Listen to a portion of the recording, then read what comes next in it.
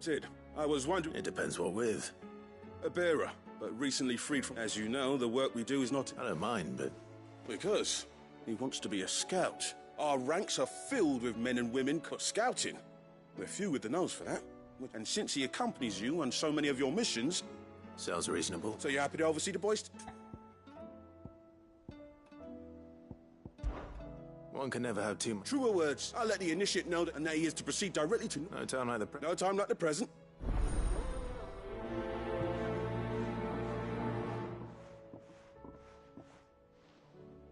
Northreach. I don't suppose they could have chosen somewhere closer.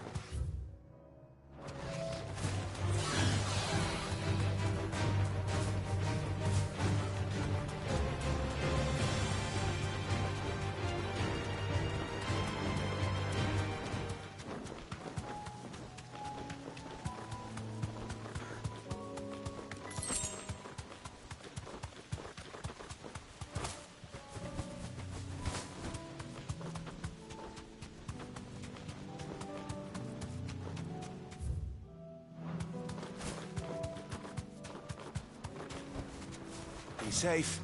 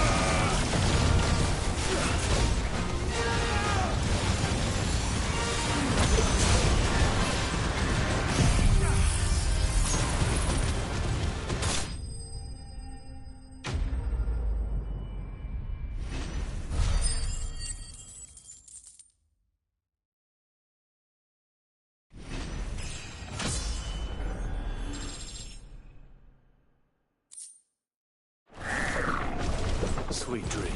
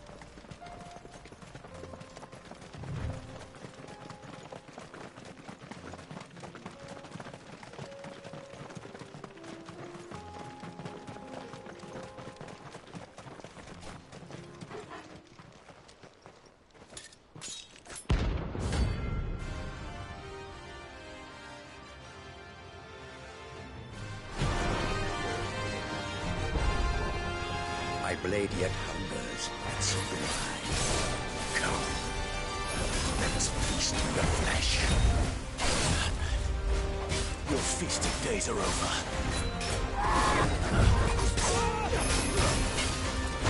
Nice try.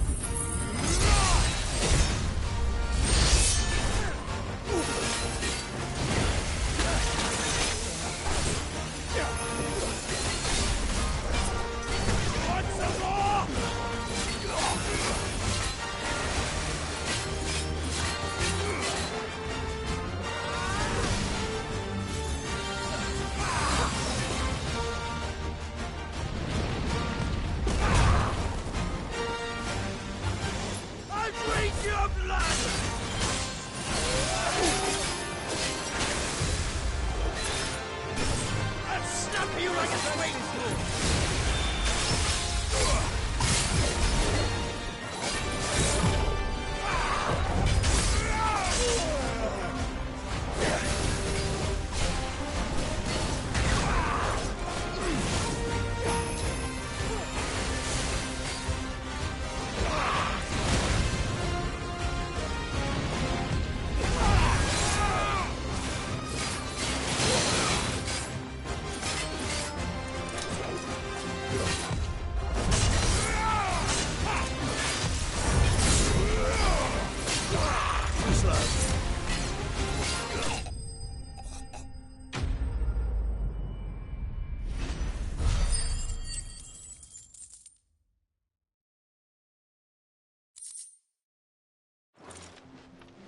Those who kill for sport deserve no better.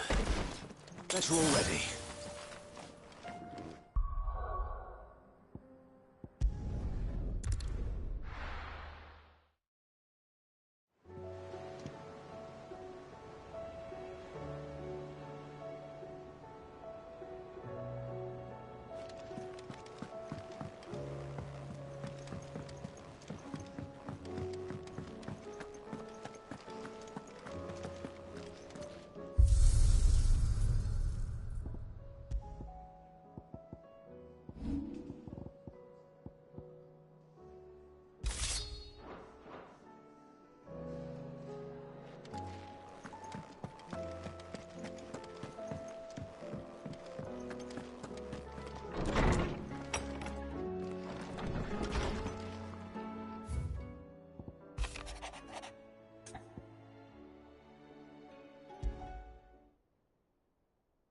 Leviathan the Lost.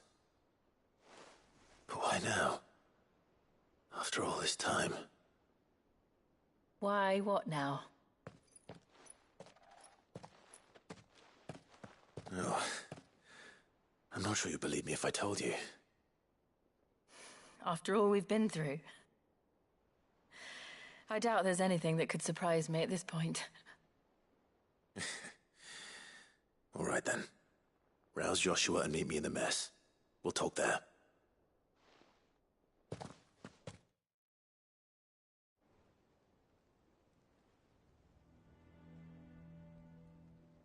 I see we're all here. So, what is it this time? I'm not sure yet. The letter delivered to my chambers omitted a few crucial details. Do we know its provenance? That was one of the details it omitted. But whoever the sender was, it seems the Dame held them in high enough regard to point them in our direction. The Dame? Well, she's not one to waste our time. It must be important. Important might be an understatement. If the letter is to be believed, Leviathan's dominant is in danger. And someone wants us to save him. Leviathan? So the Warden of Water has finally returned. What has it been? 100 years? More. The Lost moniker dates back at least that long. Even our venerable lawsman would not have been so much as a glint in his father's eye when last the mighty serpent brought his crashing waves to bear upon the realm. But why the gap? I know it can be a few years before a new dominant's born. But over a century? Should the dominant of Water's bloodline have been severed somehow, it could have prevented a new dominant from awakening. But if one has awakened now, he couldn't have chosen a worse time. Every nation in the realm has lost its dominant. If word gets out that there is still one to be had, they will stop at nothing to claim it for their own. And the twins will be at war again, just when humanity most needs to come together. Did the letter say anything else? Only that if I wish to know more, we must meet in person. And that the Veil can arrange a meeting. If nothing else, you can be certain it ain't a trap. Famous last words. I'm coming with you. As am I. Thank you. Both of you. And Otto? Yeah. I'll keep an eye on things here. Didn't fancy coming anyway. Thank you. I shall leave the Invincible in your capable hands.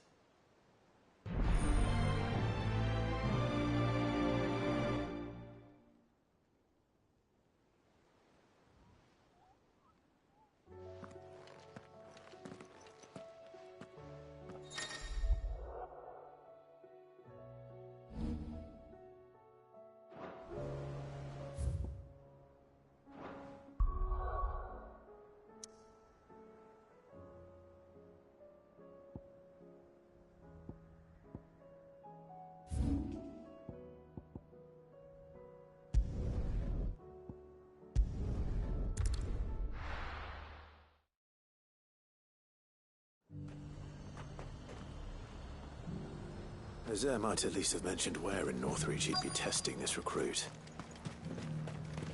I'm nervous. Well met, Cid. This is the Initiate. Ember, present yourself. At your service, Master. Please, just Cid. There are no masters here. Your life is your own. Oh, of course. Thank you, Cid. The Sergeant says you'll be evaluating me at my trial. To become a scout, yes. You are aware of the dangers inherent in that role. I am. But I swore I'd face them. Just like the man who saved my life. And who would that be? Gav. It was him who found me and freed me. No magic, no support, just one man and his nose. Came and sniffed me out.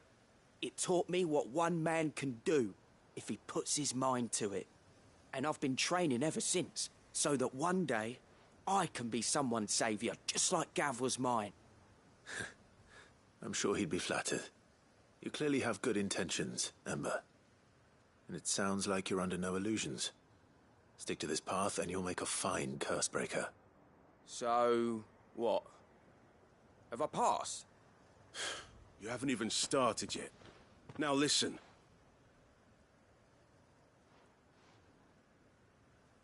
Not far from here is an Imperial lookout, Eastwatch. The guards there record all their sightings in a logbook. You are to find it and bring it here. And bring it here, right. Anything else? No. Sneaking into a heavily guarded Imperial outpost and stealing the logbook would be quite sufficient. You'll need to assess the situation, determine a point of entry, create a distraction and effect an escape, all without being discovered and thrown into an Imperial oubliette. Ember, Gav isn't our best scout because he can do everything. It's essential that you know your limits. Know my limits, right. I won't let you down.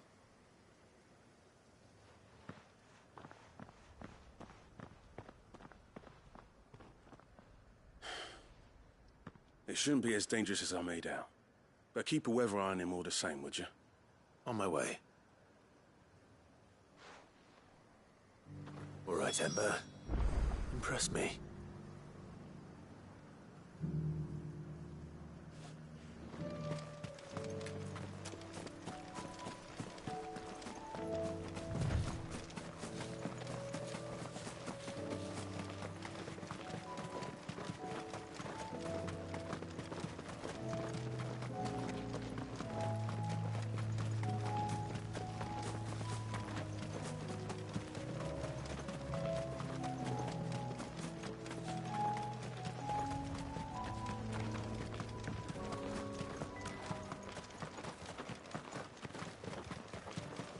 These are clean kills.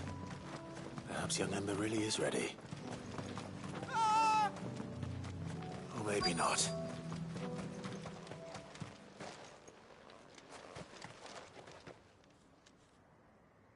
Damn it. Ember, draw your sword! I can't! Then run! If you want him, you'll have to go through me.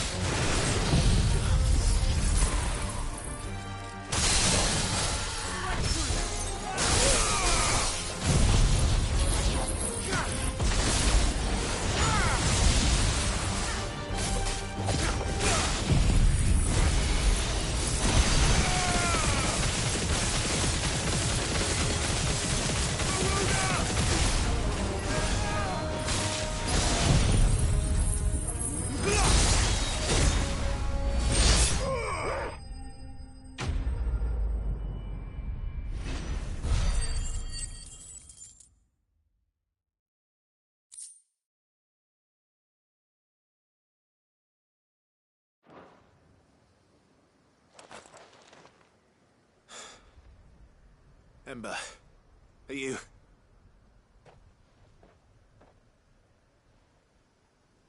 Gone. Of course. Scouts really are a rare breed. Back to Northreach it is then.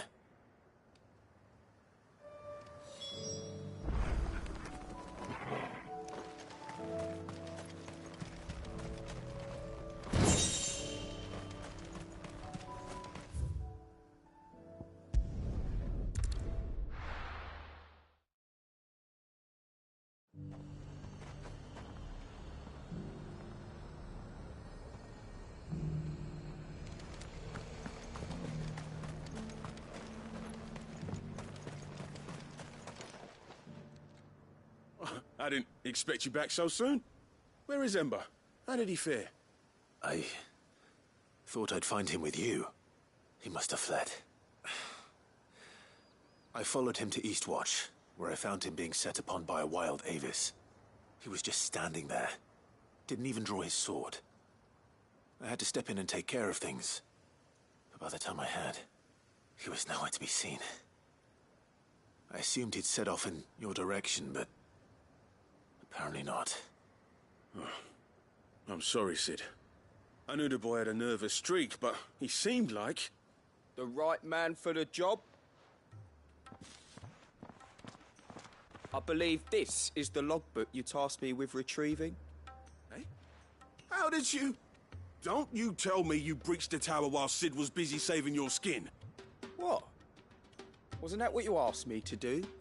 To bring the thing back without getting caught? He has you then, his heir. And he did it all on his own. But Sid, he did what he thought was best. And now I have to decide whether I agree. Of course. We'll await your evaluation back at the hideaway. Don't you leave my sight. Yes, Sergeant.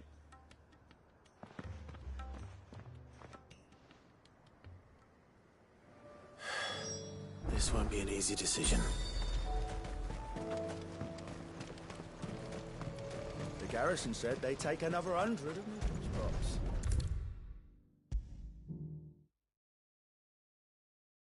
You should have seen him. The thing... Welcome back, Sid. Welcome back, Sid. Yes. Welcome back. Trip wasn't too much of a pain in the arse, I hope. Truth be told, it was me who suggested roping you in to help with the trial. But from what I hear, things didn't go quite as planned. No, they most certainly did not.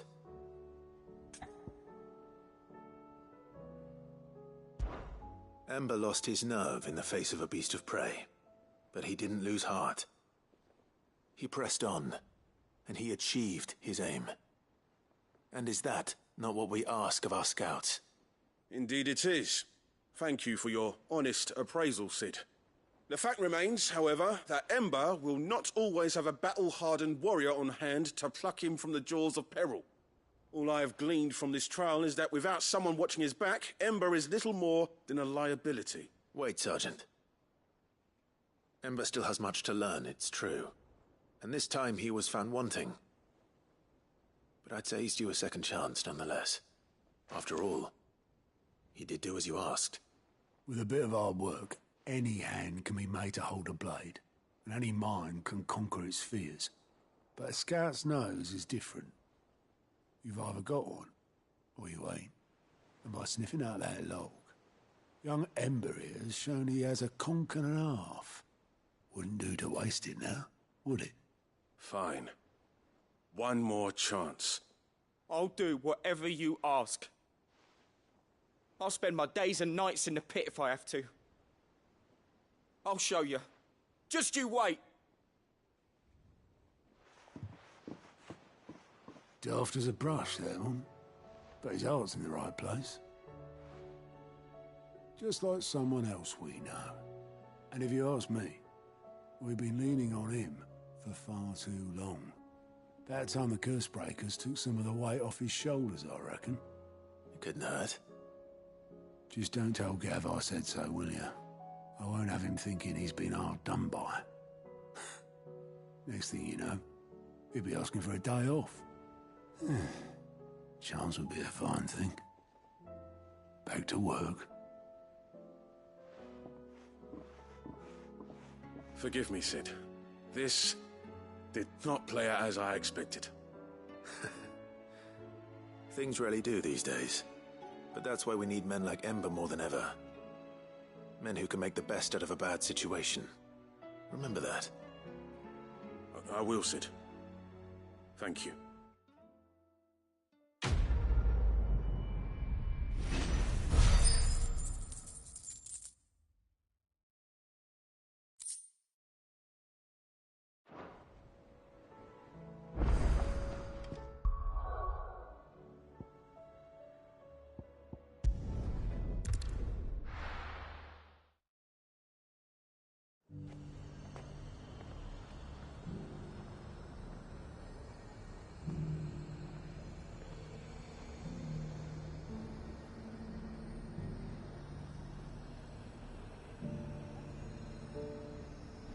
The garrison said they'd take another To the Vale it is, then.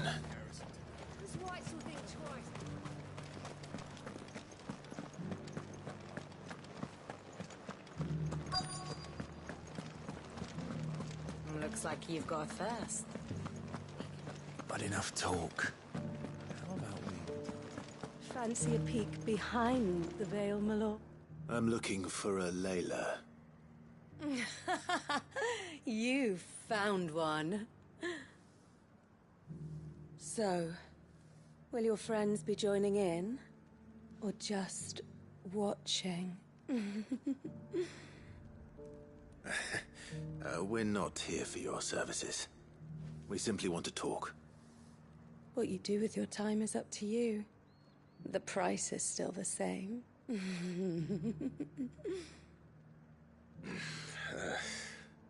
We're here about the letter.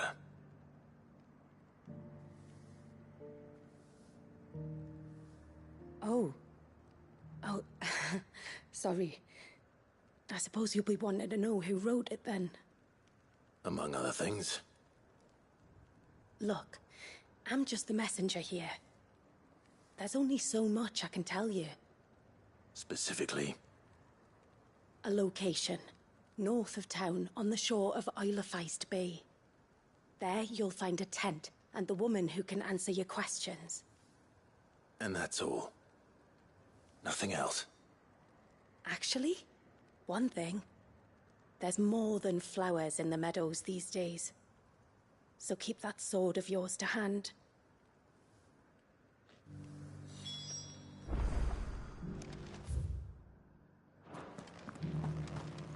Does anyone else think it's strange that this woman should prefer to keep to the outskirts of town? Not if she realizes the value of the information she's party to. And the danger it puts her in. Haven't seen any of those beastly blue-eyed things.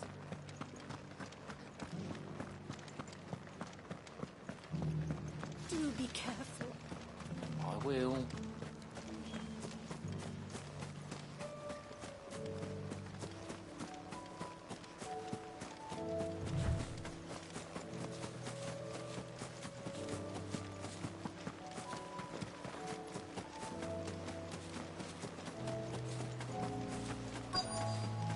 The tent is where Layla said it would be. Yes, but who awaits us inside?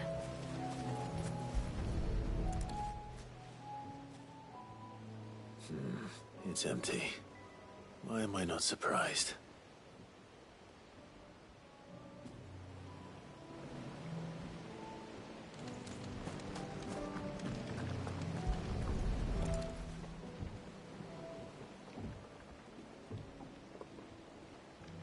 The boat. No prizes for guessing who that belongs to.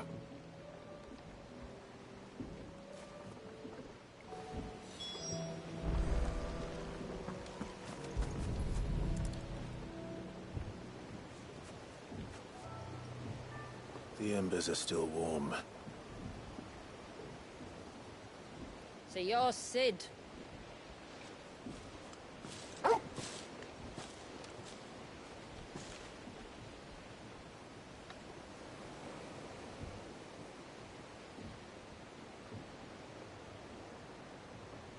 I suppose I must be.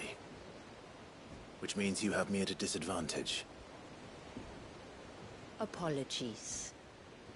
I am Shula, tributary of Mysidia, final haven of the Moats of Water. The Moats of Water. The very tribe into which it was believed Leviathan's dominant was born. A people notable for their sapphire eyes and ivory hair. Yes, that would be impossible, since the tribe famously... vanished. Was exterminated.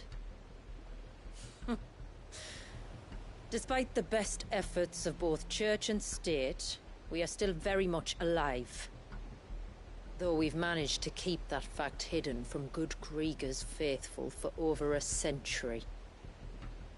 Along with Leviathan's dominant.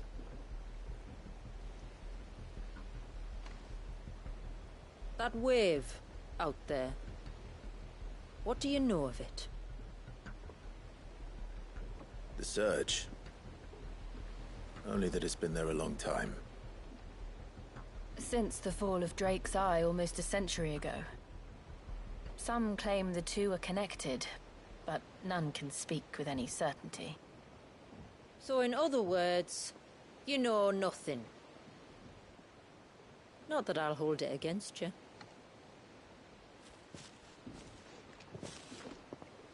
The wave was raised by Leviathan in an act of rage. Moments before the waters were stayed, and the Icon and its dominant bound within. And you want us to... rescue him. Yes. You see, a little bird told me about a certain outlaw with a singular knack for putting unruly dominants in their place. And ours is about as unruly as they get. For years, we've searched for someone who could hold their own against an Icon. Someone just like you. So what do you say? Will you help us? What exactly did your dominant do to warrant this punishment? What did he do? He committed the greatest crime one of his kind can. He was born.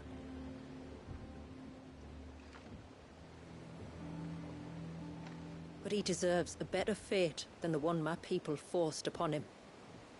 He deserves to be free. As do we all. Very well. Far-fetched though your tale may seem, something tells me you speak in earnest. So we will do what we can for your dominant. But first, you will tell us everything you know about him and the means of his imprisonment. I can do better than that. I can show you. Care to take a trip across the bay? My people await you there. Lead the way.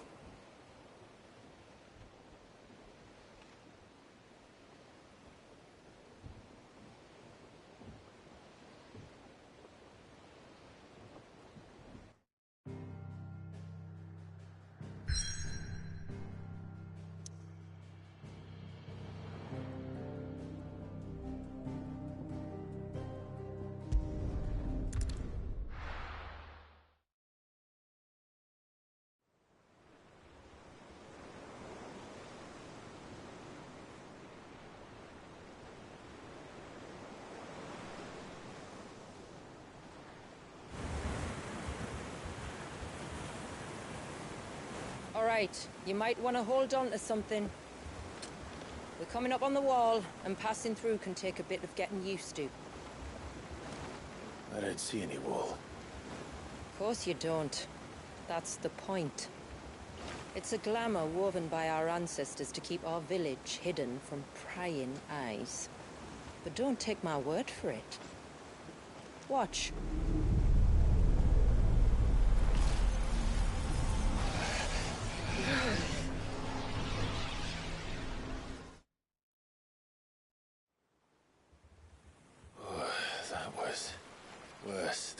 slug of Bacchus wine.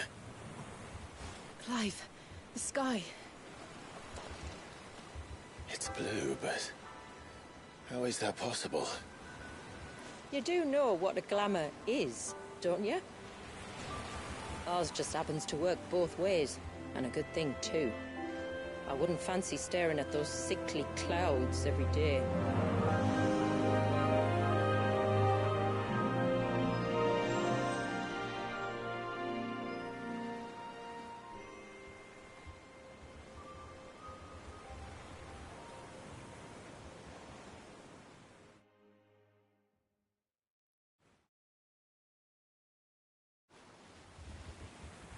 And that concludes our little voyage.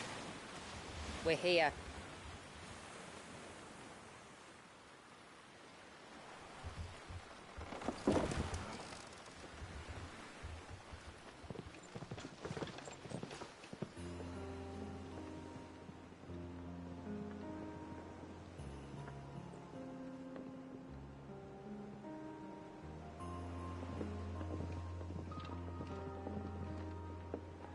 It's a long slog to the village, and a hard one. I hope you're up for a climb.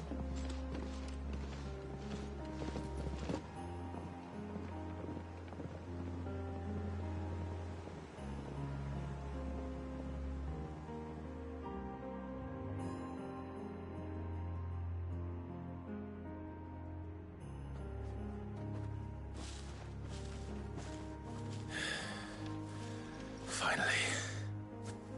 What? You didn't think we'd arrived, did you? The village isn't up here. It's on the other side of the mountain. Of course it is.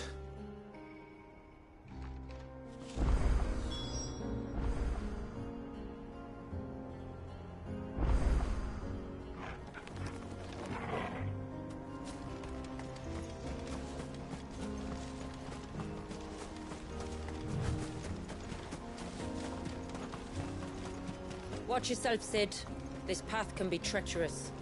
If not for the sheer drop, then for the beasts who prowl it. Thank you for the warning. And please, call me Clive. Sid is an alias. You will be pleased to learn, Lady Shula, that I have no such aliases. Is that so, Lord Margrace? It's all the same to me.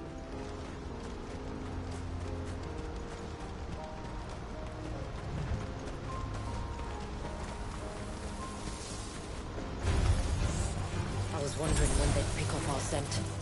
Stand back. We'll handle this. Oh, will you now? Shall I keep my axe and spells to myself, then?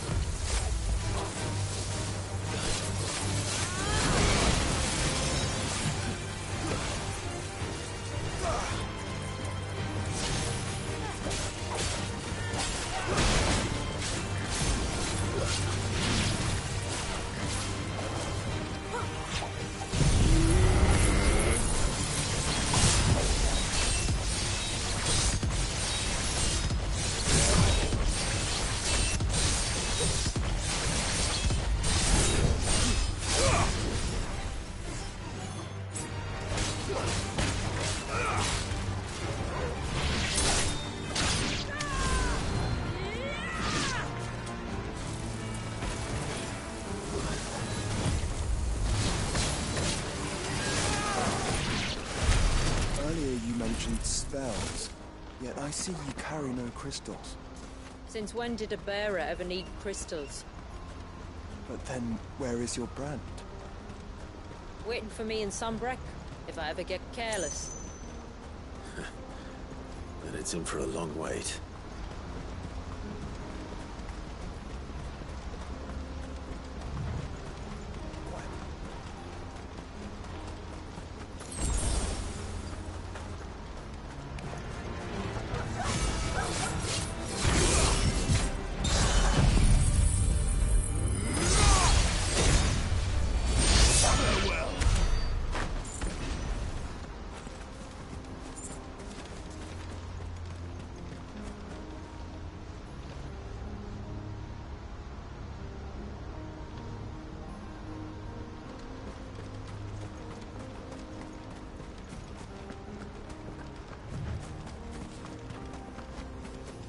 We're almost at the summit. From there, you'll have a better view of our home.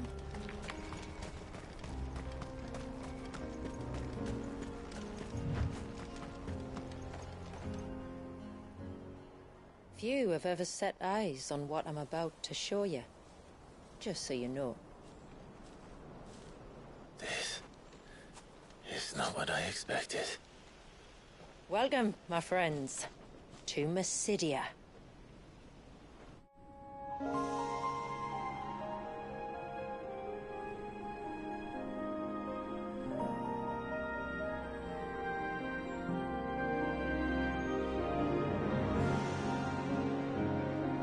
It's been a long time since I saw the North looking so...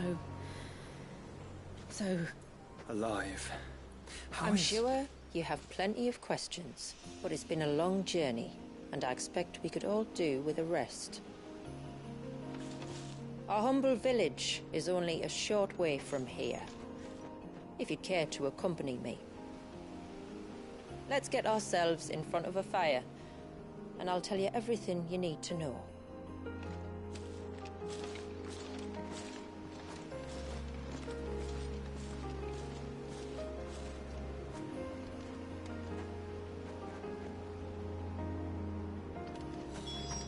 It's beautiful, Shula.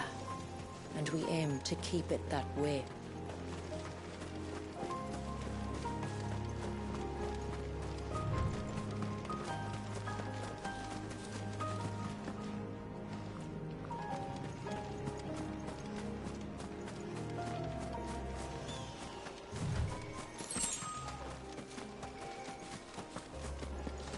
Are those stones glowing?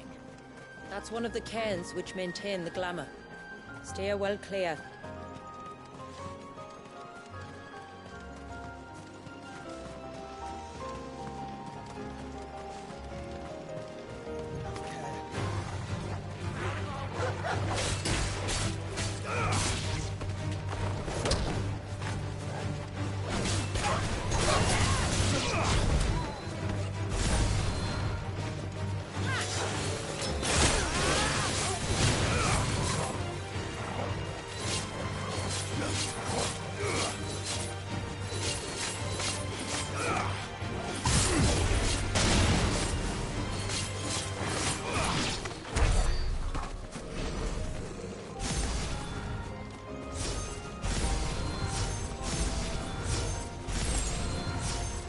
Surge was an act of rage. One wonders what prompted it.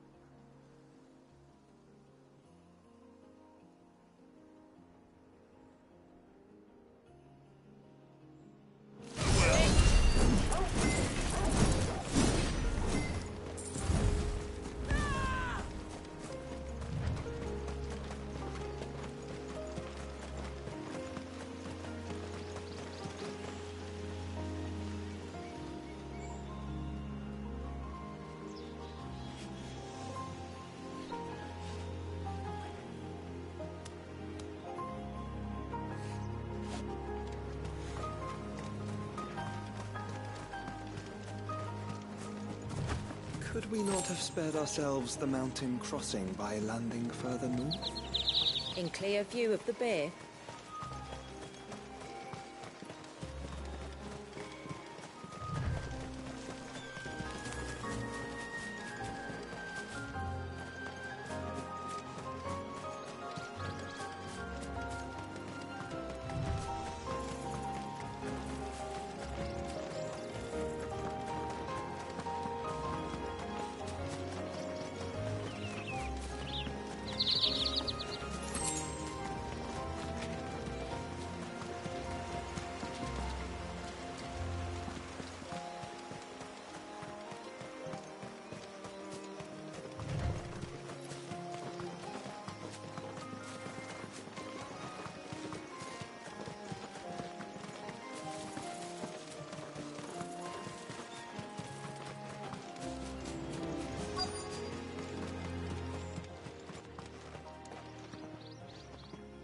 On evening tides.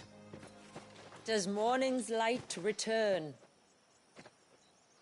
Open the gates! The tributary is home!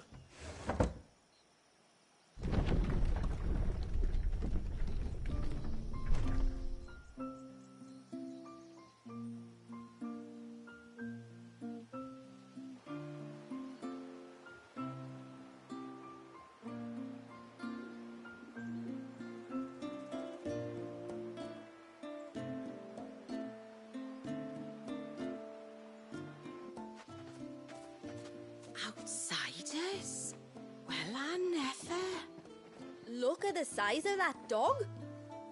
All right now, back to your duties. You'll have to forgive my people their curiosity. We don't get many visitors.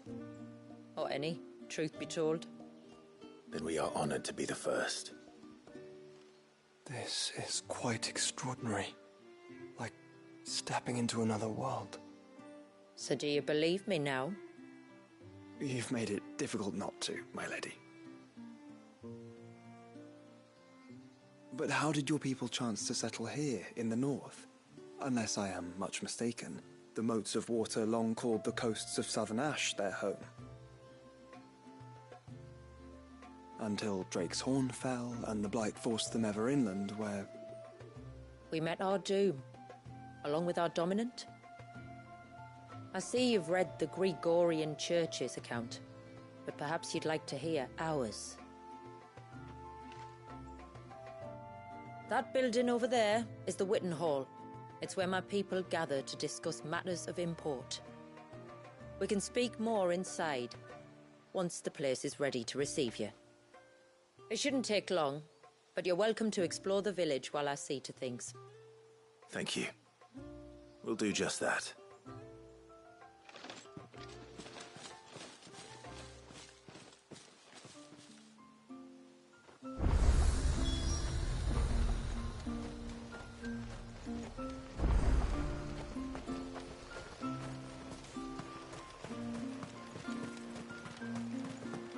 I'm sorry, but I don't like it. Outsiders should stay on the outside.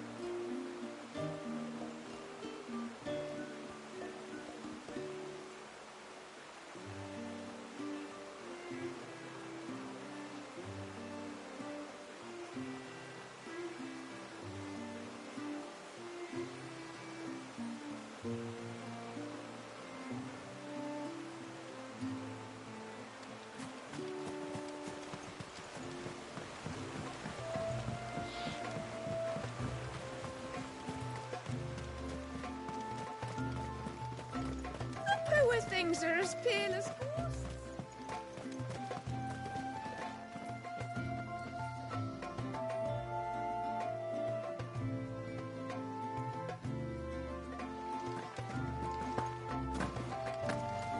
Seems like one of the cairns was disturbed by an ibex. Suddenly, there were curs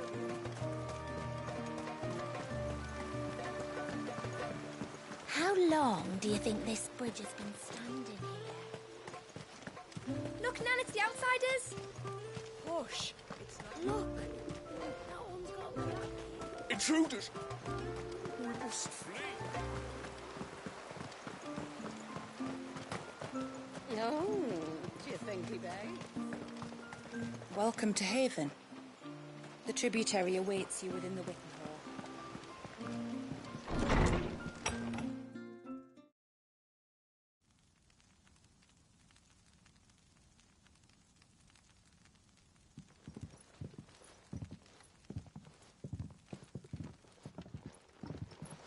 So what do you think of our little haven in the woods? It might not have all the comforts of a southern settlement, but at least it's ours. And there's a lot to be said for that. It can't have been easy keeping this place a secret. Not easy, no. We've dedicated our lives to maintaining the glamour that conceals us. Us and Walias. This man, Walias, is he Leviathan's dominant? That's right. Though he's no man, Walias is still a baby. A baby?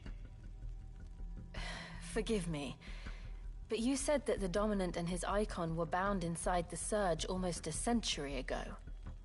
That would surely make him older still. It would, if he'd been allowed to age. But the spell robbed the poor bairn of even that. I'm sorry? Walias was the son of my great-grandfather. Leviathan awoke within him almost immediately.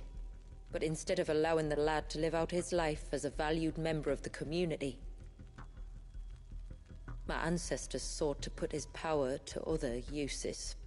Sadly for them, the Icons sensed their treachery and summoned a wave so large it would have swallowed the entire village if my ancestors hadn't stopped him.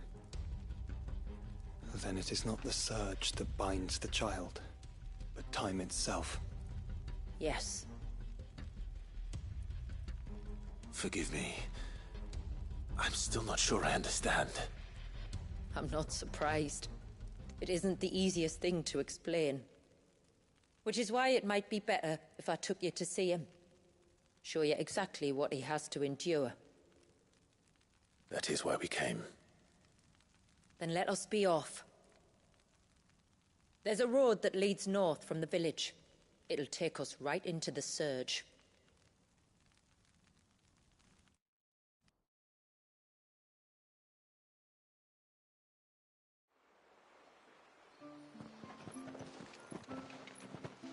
Are you bound for the Wave, tributary? We are, Delina. Have you spread the word about our guests? I have. Everyone knows to treat them as family. You shouldn't have any trouble now, but just in case, I would have you accept this symbol of our people.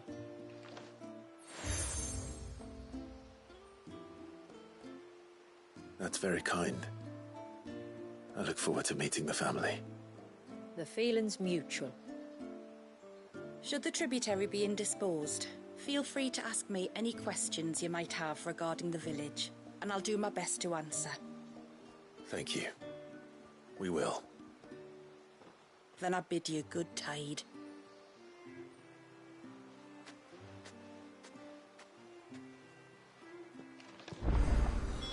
Our storehouse lies across the bridge. You are Sid, aren't you? The man the tributary told us about? I wonder if you could help me. With what exactly? Oh, nothing too troublesome. Do you know my husband, Pavat? He's the village smith, among other things. Anyway, his name day's not far off, and I wanted to make a gift for him. He's a craftsman, you see, and he's been fretting about running low on the flowers he uses for dye making, so I wondered if you might collect some for me and give them to him. Would this gift not be better coming from you? Perhaps, but it can't, for reasons I can't go into. Please, I know it sounds daft, but I'd be ever so grateful.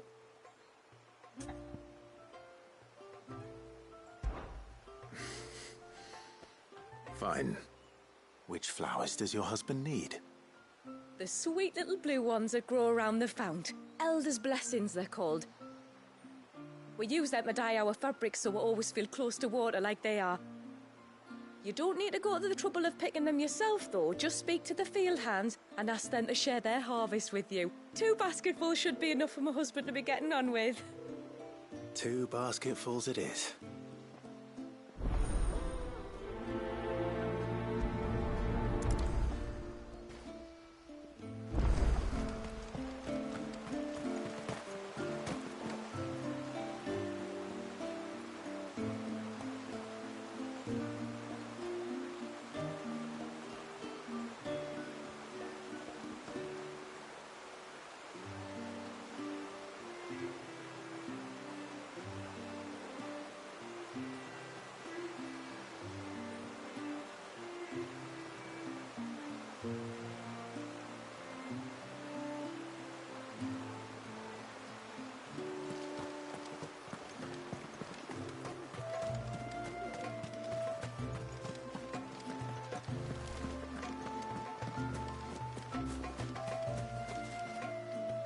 Excuse me, Pavard's wife tasked me with collecting some for her husband and suggested that I speak to you.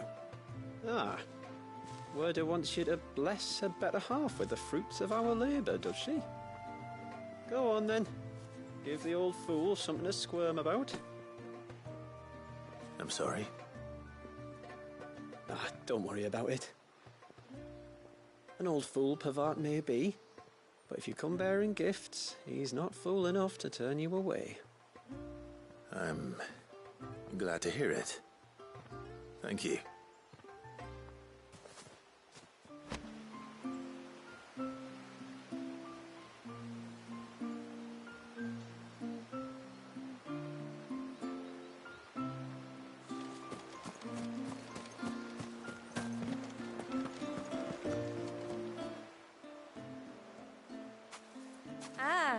Welcome to Haven, friend. Thank you. Forgive my presumptuousness, but the smith's wife has asked me to make her husband a present of some elder's blessings. 2 basketfuls, to be precise. Well, I have 1, if that's any help. It is. I'm much obliged. They really are beautiful. Aren't they just? Though that's not the only reason they have a special place in our hearts. Legend has it that when our people fled from Ash, the tributary of the time took some seeds with them. And as they wandered high and low across the Twins, he'd plant them wherever they stopped for water. Every elder since has done the same. So when we finally put down roots here in Mysidia, the flowers did too.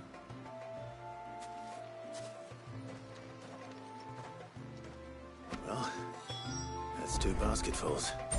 Time to visit Pavard.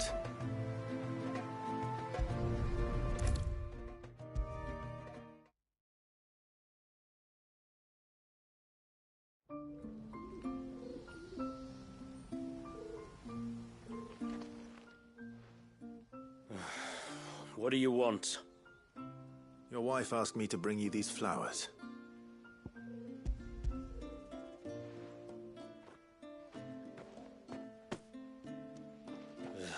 That woman.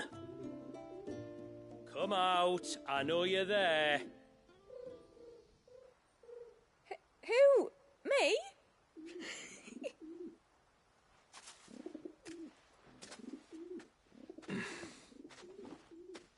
Would either of you care to explain what's going on? I'm sorry. I didn't mean to deceive you. It's just, my husband can be a bit standoffish at times, and I thought this might be a good way for the 2 of you to get acquainted. What with you being a swordsman like, and him being the only smith in the village. It'd be a shame if you couldn't turn to him for help. The only reason he couldn't turn to me for help is because I had my hands full with all the orders you lot dumped on me. I'm pretty much done with them now, though. But, for the record, The tributary said that we were to lend you outsiders our aid, and that's exactly what I was planning to do. With or without my darling wife's meddling. Still, here we are. Acquainted. So if there's out you need, just bring us the materials, all right? All right. All right, then. And tar for the flowers. I was running low. You use them for dyeing, I hear. Aye. Crush the petals and it makes a fine and lasting blue. We use it to stain the cloth for our tunics and pennons. Remind us where we come from, like. As modes of water. Children of the sea. That's right. The pattern too was left by our ancestors. The Ceaseless Rill, it's called. It symbolizes the river of our tribe, with the strength of Leviathan running through it. And no matter how that river has ebbed and flowed, changed its course, the flowers have always been with us, growing on our banks. I should get back to work. If you need something crafting, let me know. I will. It was a pleasure to meet you. Wasn't it just?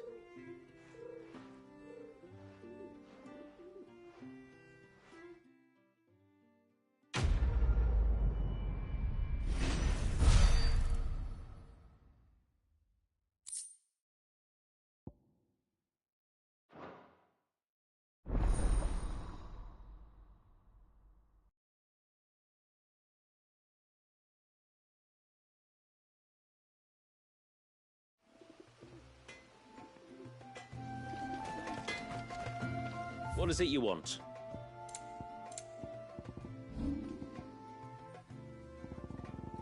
A good tide to you.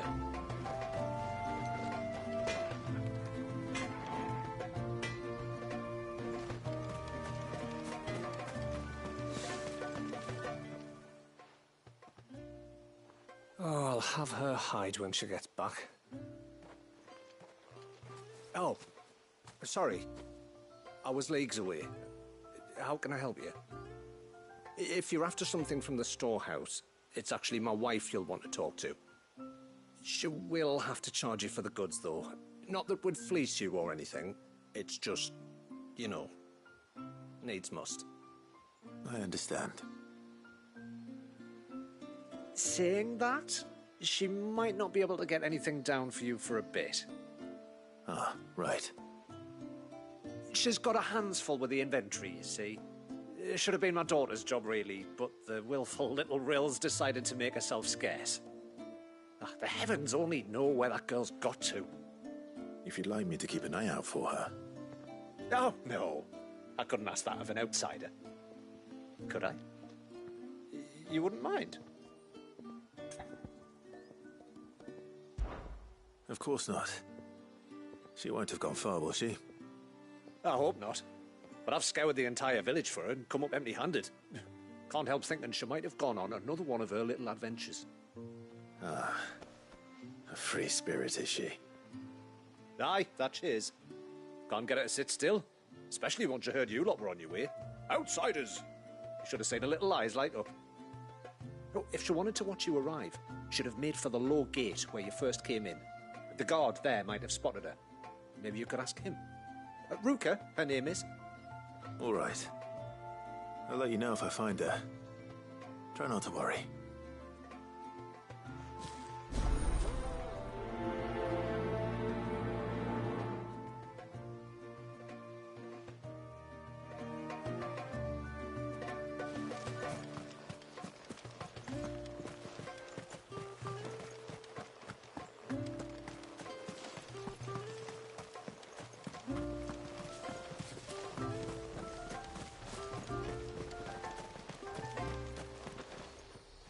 Excuse me. You haven't seen the storekeeper's daughter, have you? Little Ruka? I have, as it happens. She went out through the gate not long ago. Out of the village? Alone? Aye, she does it all the time. There's a path off to the left which leads down to the river. Nice little spot, that. Safe as you like. The beasts of the mountain don't dare come so close to the village. That's where she'll be. Go and have a look if you don't believe me. I will.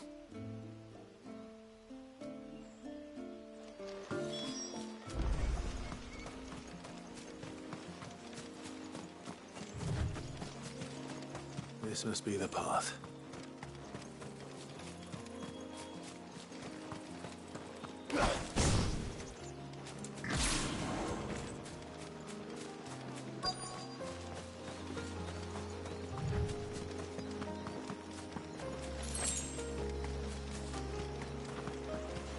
They're not... It's you! I've been looking everywhere for you. You must be Ruka. You know my name? Can you lot read minds? Your father asked me to keep an eye out for you. You left without telling him where you were going. He was worried. But I went to look for you. Well, now you found me. What do you say we head back to the village and let your father know you're safe? All right. And on the way home, you can tell me all about the world beyond the wall. I want to know everything. Everything might be a stretch.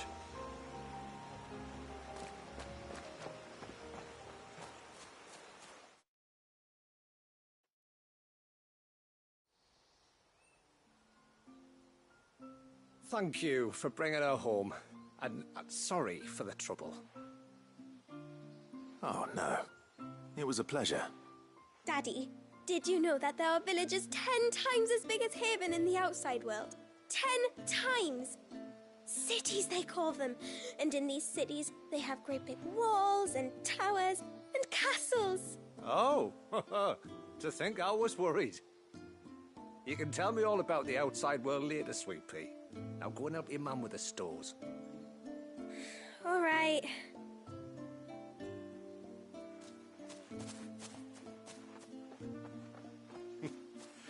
Thanks for putting up with her questions. She, has a lot of them. One of the big ones being, what are the people beyond the wall like? Reckon you've made a good first impression. Are we the only one she's ever met? That you are. The rest of the world can't know we're here, so we'll have to be very careful who we're letting in and out. A few of us might make the occasional trip to shore for supplies, but for the most part, we'll make do with what we've got, including what the old Northerners left us. Yes. You built on top of the old ruins, didn't you? Well, they make for fine foundations. Their masons clearly knew what they were doing. That's one thing we don't have to worry about. Oh, it's everything else that's the problem. Medicines, metals for tool making, anything like that. We have to dress up as travelling merchants and make a trip to the outside and pray to every cloud in the heavens that nobody sees through us. Which explains why you need Gil. Aye. And now Ruka's back, my wife should be free to assist you with any potential purchases. So please, do make good use of our stores, because we fully intend to make good use of your coin. I'll be sure to keep my purse strings loose.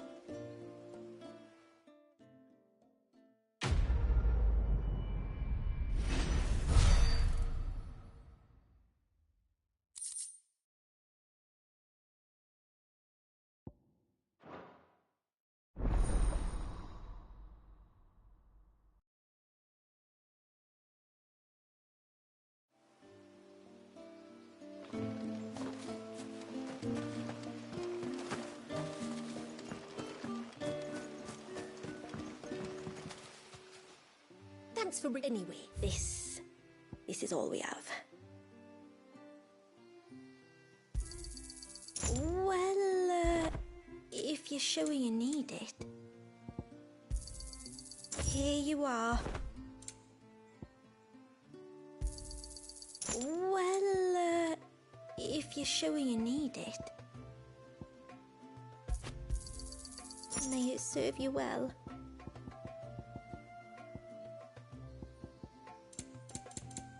bid you good tide. What do you think the tributary sees? What is it you want?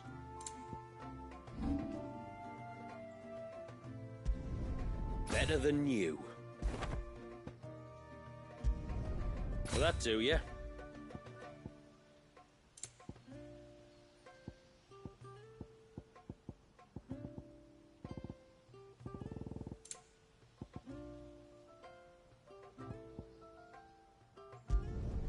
Better than you.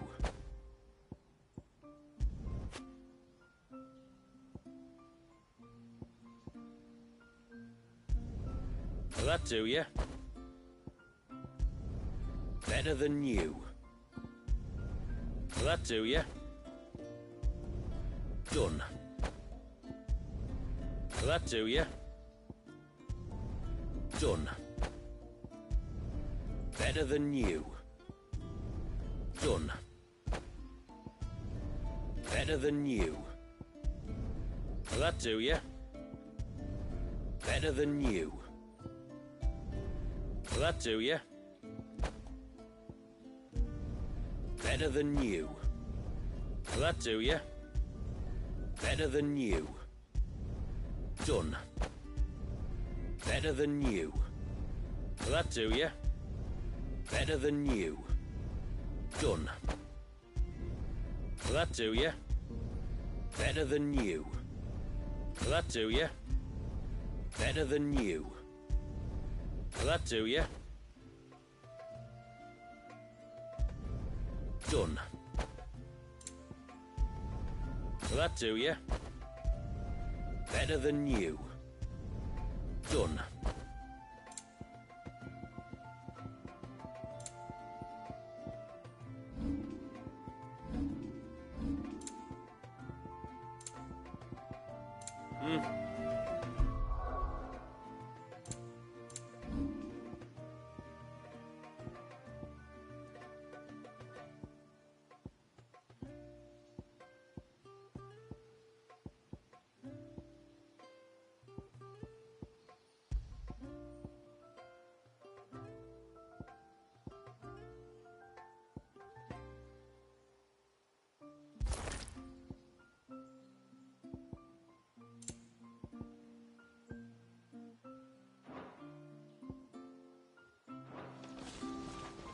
What is it you want?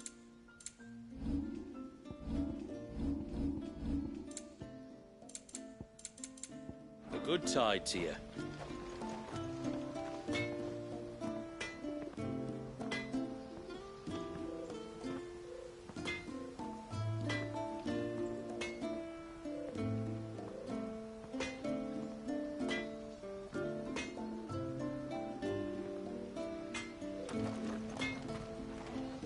Reckon my steel's just as good as any.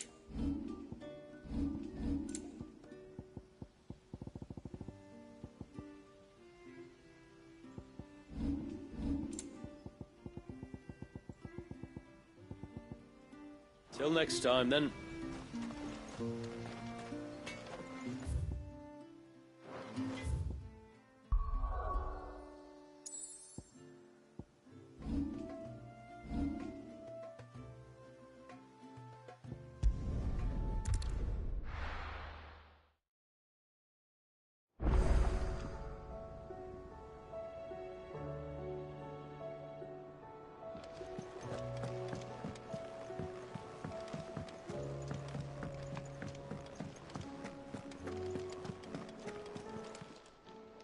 Aye, it's a dangerous world out there.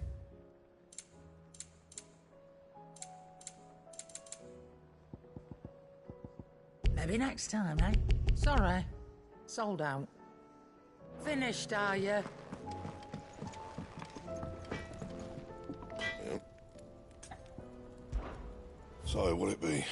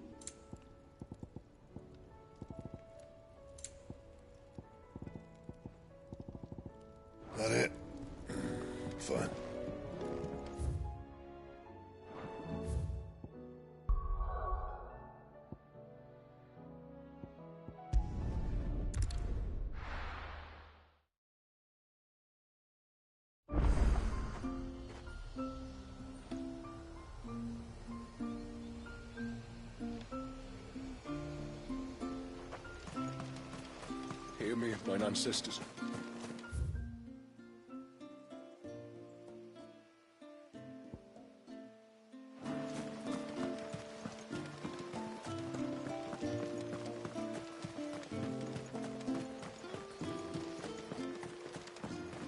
How long do you think this bridge has been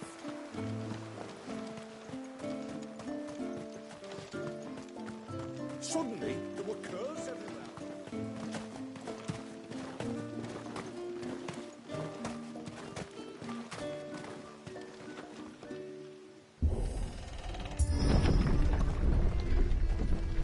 There's a pair of ships just up ahead. Ships? But are we not still leagues from the shore?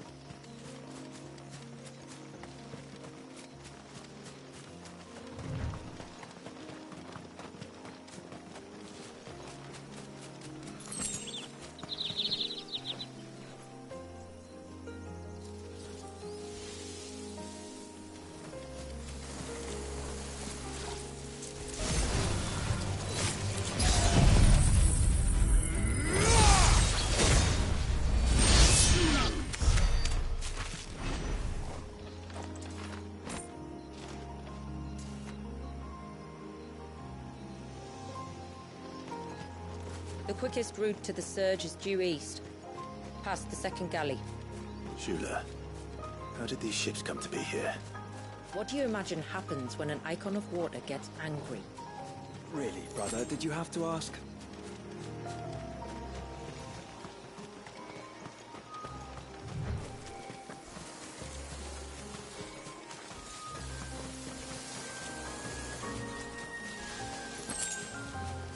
This trail only leads deeper into the forest. We should head back.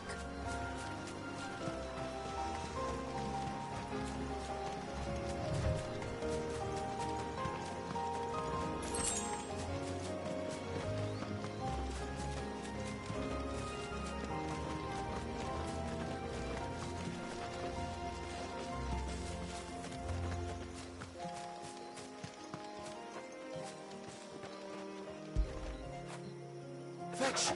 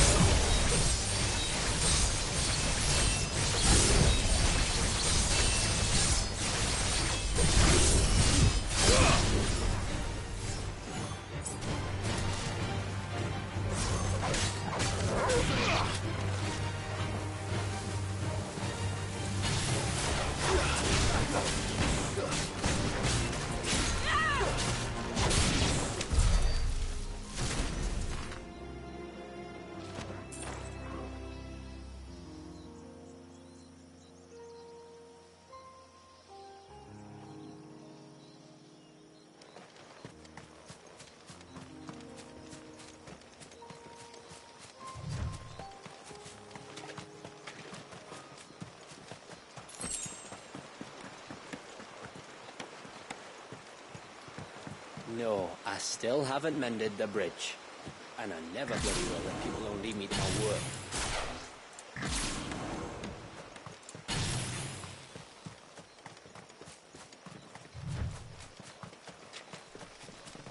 We won't find Walius this way. The sea lies behind us.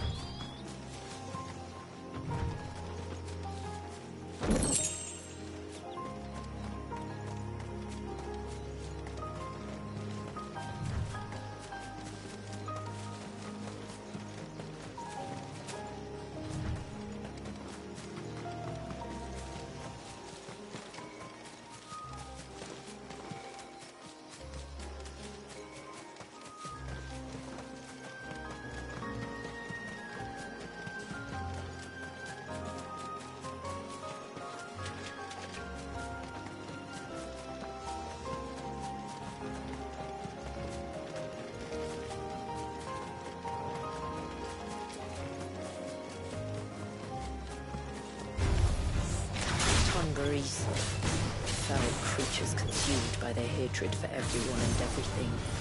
Everything save sharp knives, it seems.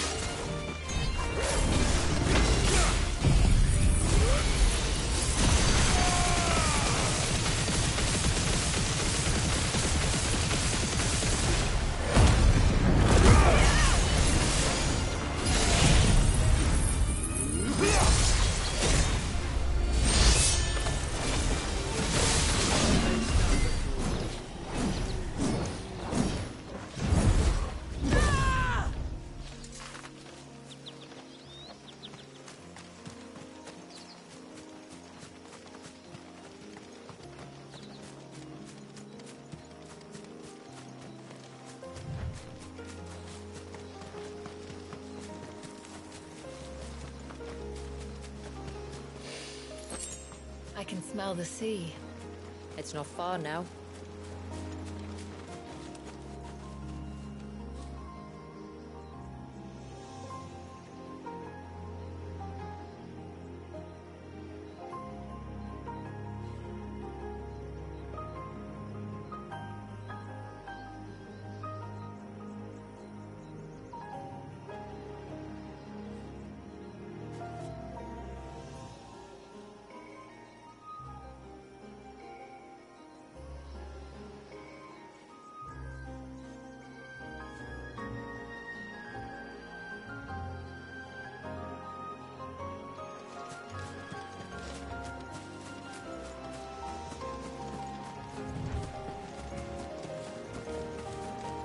How will we reach the surge?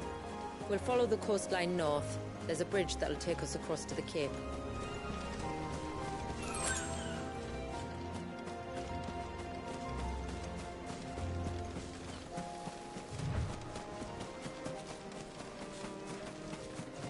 Might I inquire about the Ray of Light? It's what prevents the surge from being reclaimed by the sea. And Dwalius by his people.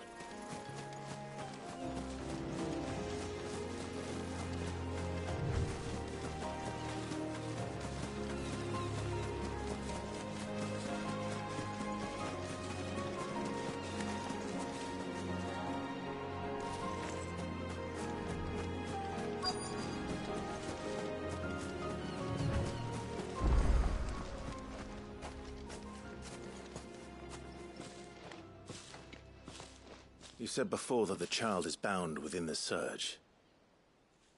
But you've yet to tell us how we're meant to reach him. I trust we won't have to hold our breath. No. The Surge wraps around the cape without engulfing it. If we continue to its tip, there is a path down to the seabed. And the wave's origin. All right. It won't be the first Dominant we've met at the bottom of the ocean.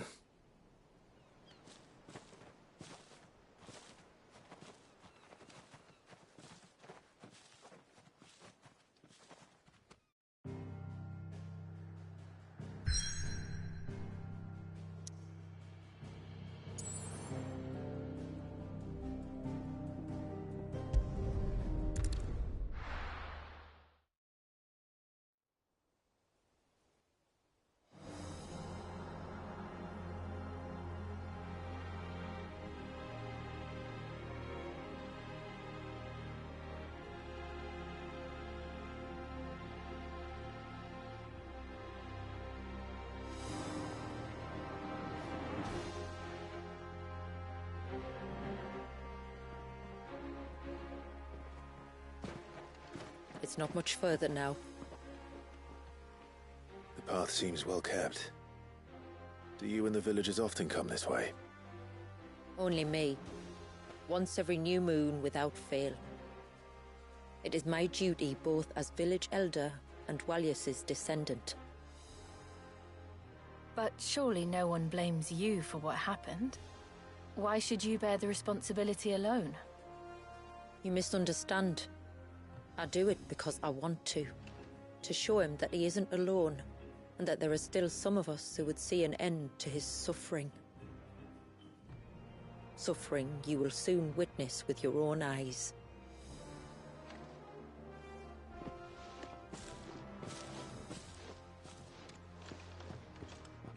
The forest grows quickly here. Left unattended, the path would be reclaimed in a matter of moons.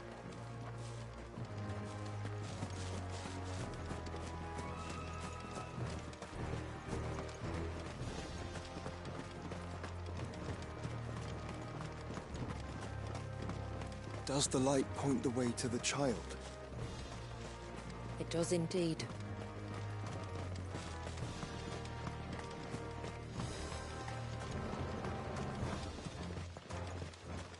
Look at all the droplets of water suspended in midair. Where they have remained untouched by time for 80 summers. It's not right. No. It's not.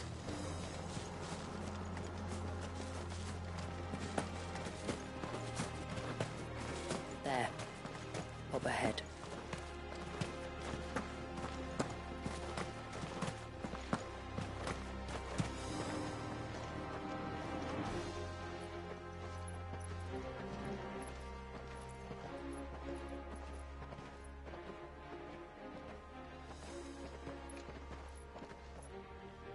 Down in the center. Follow me.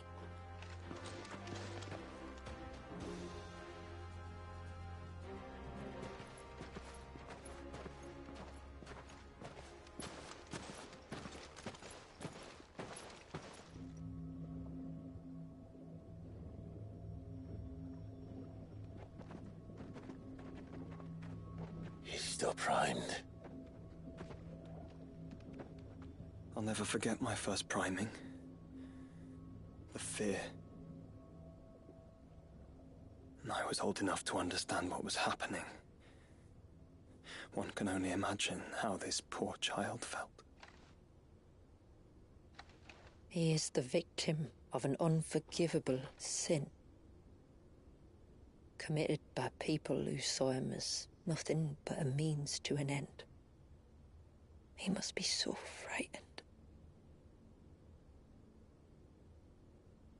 Then I'll ease his burden.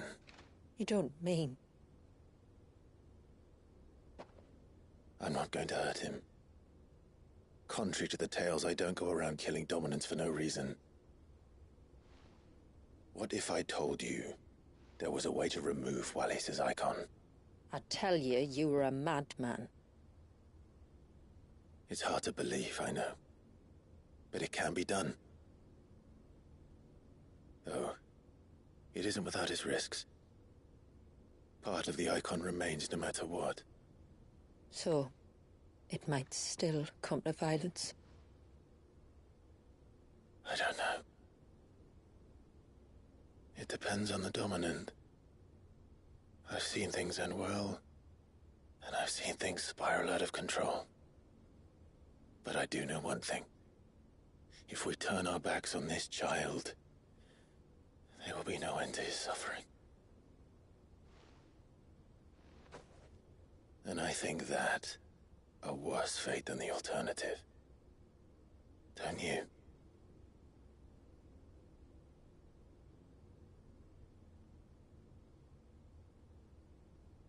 Very well. Do what you must. And whatever happens, I will own the consequences.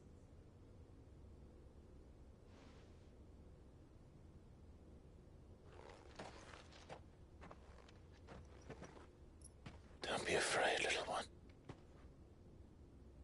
Let me bear the weight.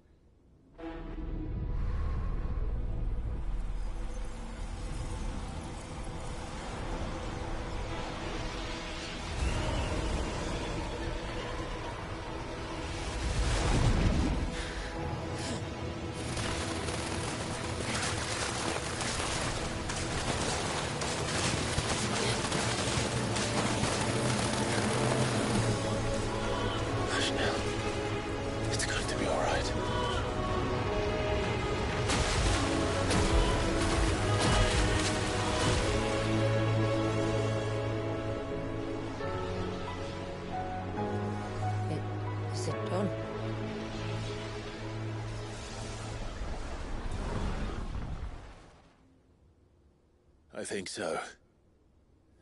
I can feel the Icon inside me. But something's wrong.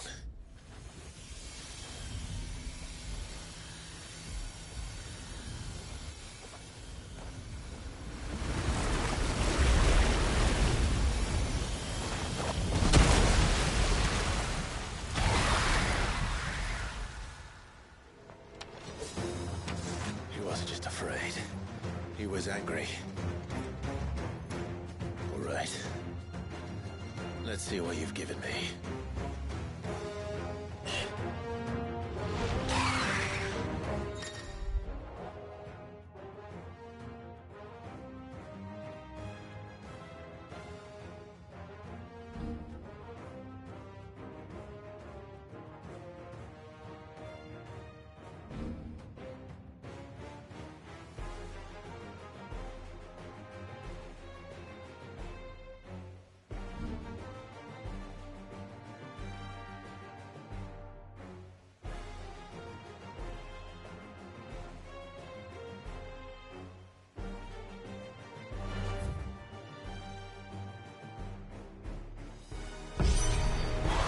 Leviathan!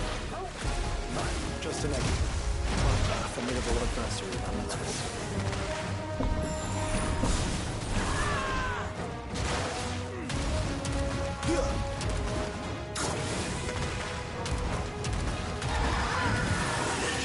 Oh, look. That's friends.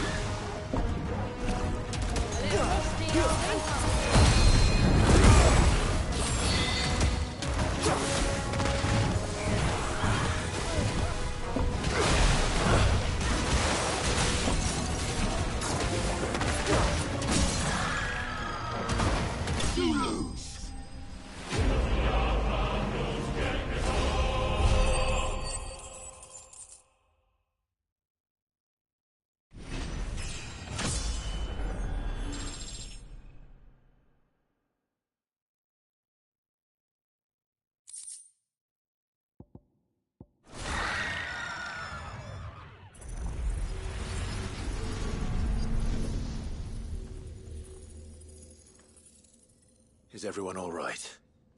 He seems calmer now. You said Walius was frozen in time. But he knew we were here. How? I don't know. He's never reacted to anything or anyone. Until now. The child has been bound for nigh on a century. If he has been conscious from the first, we must remove the seal at once. It's not that simple. I wish it were, but... there's more to this tale. It would be better if I explained back at the village. I see. Then let's return before it gets dark.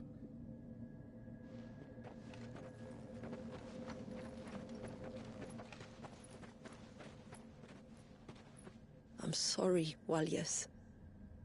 I will make this right.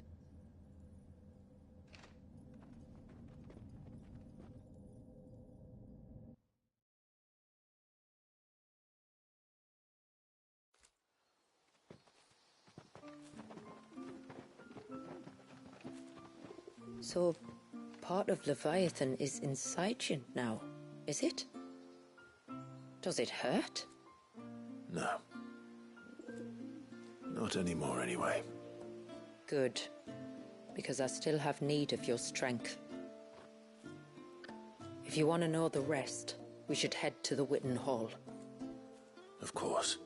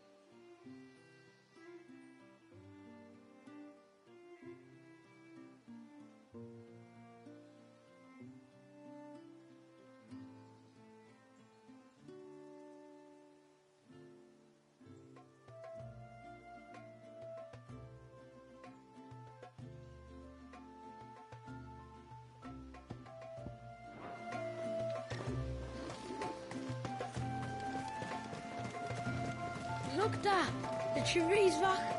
You think the same?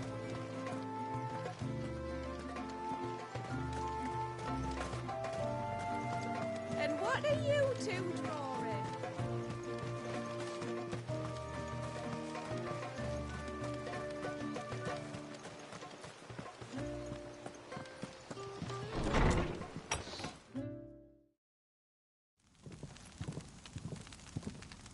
To understand the spell which binds Walyas, you must first know who we are, and what drove my forebears to commit such an atrocity. This tapestry is our story, the one that brought us here. After generations of wandering, my people sought refuge in northeastern Storm, some 170 years ago. But in exchange for our safety, the Gregorian Church demanded we renounce our faith, and branded us heretics when we could not. To be exterminated, as a lesson to others. And so was it chronicled in the Imperial histories, for anything less would have made the Church seem weak. Yet a handful survived. The few who did fled north and west, and in doing so discovered two things that would forever shape our fates. The first was an old legend, revealing how to make your very own Mother Crystal. I've heard that one before. Yes, yet it gave them new hope, however false. Our ancestors convinced themselves that they could recreate the divine if they could only find a strong enough heart. A living being capable of channeling torrents of ether. And the heavens provided. A dominant Walyas. They'd stumbled across a nostrum in an ancient ruin, which they believed could provoke a sudden outpouring of a creature's ether. They meant to enrage his icon. Leviathan would have destroyed everything, had our people not made their second important discovery. A means to stop time itself. Where did they find that? The Northerners had no such magics, or they would have used them. When our ancestors first arrived, the land was uninhabited, save for an old witch who lived on the highest peak. Her body had been consumed by the curse, a cruel payment for her long years of service to the Northern Thanes. So desperate were they to prevent the fall of Drake's Eye, they'd forced her to devise a spell to stop time. But Drake's Eye did fall. It did. When she finally perfected the necessary magics, it was already too late. As punishment for her failure, the Thanes exiled her to this forsaken place to live out the few days she had left. Knowing her suffering, our ancestors cared for her as best they could, and in return, she gifted them her spell. That even though she should die, her legacy might live on.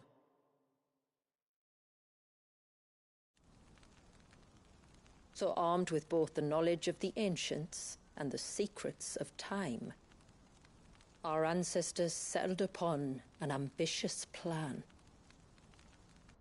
They would create a new Mother Crystal, and enchant it that it might endure for all eternity. Thus would our people's wandering, our suffering, finally end, and prosperity visit us once more. And all it would require was the sacrifice of a single child. A small price to pay, or so they believed. Another victim of man's blind reliance on the Mother Crystals. So we know the seal source. How do we break it and restore the flow of time? Do you recall the Dome of Light on top of the cliffs to the west? Inside lie the ruins of an old temple. It was there that the witch built the Vare, a conduit of sorts that channels her remaining ether into the Surge. But it's been a long time since anyone set foot in the place. And now, there are others who claim it as their own. Then we shall go prepared for a fight. That said, it may be best if one of us stays behind. You think the village could be in danger? We saw the ether flow from Walyas in all directions, but only encountered a single familiar. There will be more. And should even one make its way here, I doubt the walls could hold it back for long. Then I shall stay. The Phoenix will see your people safe, tributary. You have my thanks. Very well. We should depart at once. I fear time may no longer be a luxury we can afford.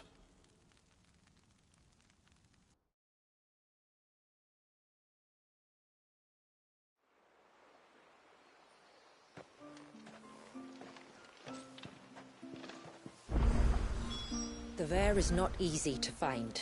We must first head north, and then west.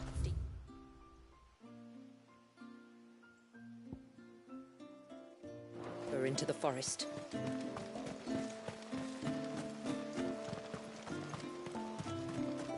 Oh, I never should have let him go alone. Ty, take me, what am I gonna do?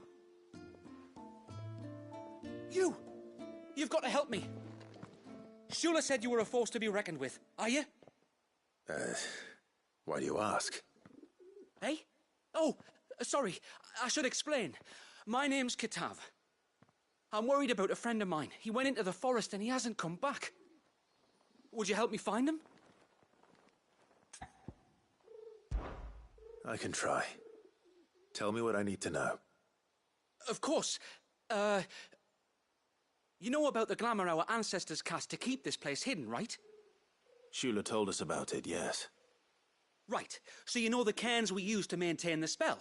Well, it's me and my friend's job to maintain them. If it weren't for the likes of us, it would have faded years ago. So your friend went into the forest to visit one of these cairns? Aye, that's right. He said he was going down to Father's Fell. There are 2 cairns out that way, one by the banks of the Swift Run, and another near the Winged Wains, the, ships in the forest. All right. How will I know this friend of yours? His name's Nassef. He's about my height, but clean-shaven. If you could track him down and see that he's come to no harm, I'd be much obliged. I'll search the village, just in case anyone's seen him, and meet you back here. Very well.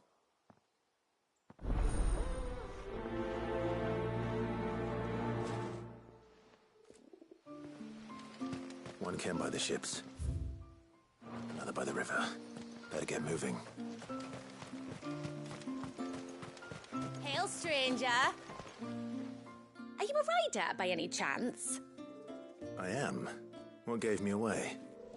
Oh, I can smell it on you. The scent of the stables. And not just any stables. Something tells me you've never been one to ride half-starved birds with Chingall and Wetbeak. If I had a guess, I'd say your bird eats only the finest greens and has her feathers groomed twice a day with a curl hairbrush. Nothing but the best for my Ambrosia. Ambrosia, eh? Pretty name. What's she like? Well, she's tall and strong. And her feathers are as white as snow. You're joking. You've got a white chocobo. I have, yes. I suppose they are rather rare. This I've got to see. Can you bring her here? I would if I could, but I doubt Shula's skiff could hold her. Me dad's got a boat. And he's ferried chocobos before. You could get him to bring her. It'd be perfect timing and all. He's preparing for a trip beyond the wall as we speak. I'm sure he'd help you if you asked. He would. Well, I don't suppose it would hurt to have Ambrosia around. All right then. Where could I find your father? He'll be in the storehouse on the other side of the brook. Tell him Manda sent you.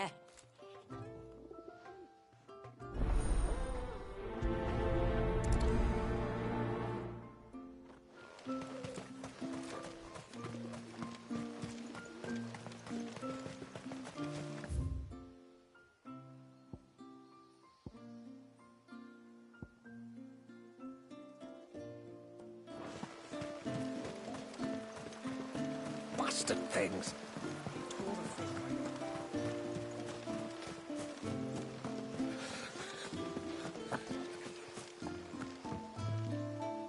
You one of the outsiders, then? I am. Shula invited me. Are you Mander's father? I am. Got you running errands for her already, has she? She's asked to see my chocobo, but I'd need your help and your boat to bring her here. Or you could just say no. Honestly, that girl and her birds, she'll be growing feathers soon enough. Well, truth be told, I didn't take the idea seriously at first. But thinking about it, it would make it easier to get around if I had Ambrosia here. Can you help?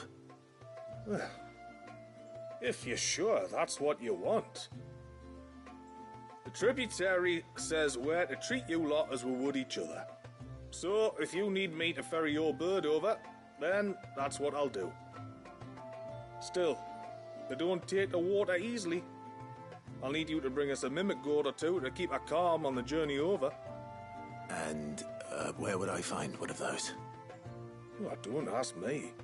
It's been years since I last brought a chocobo across the bay, and I'm told the world's changed a fair bit since then.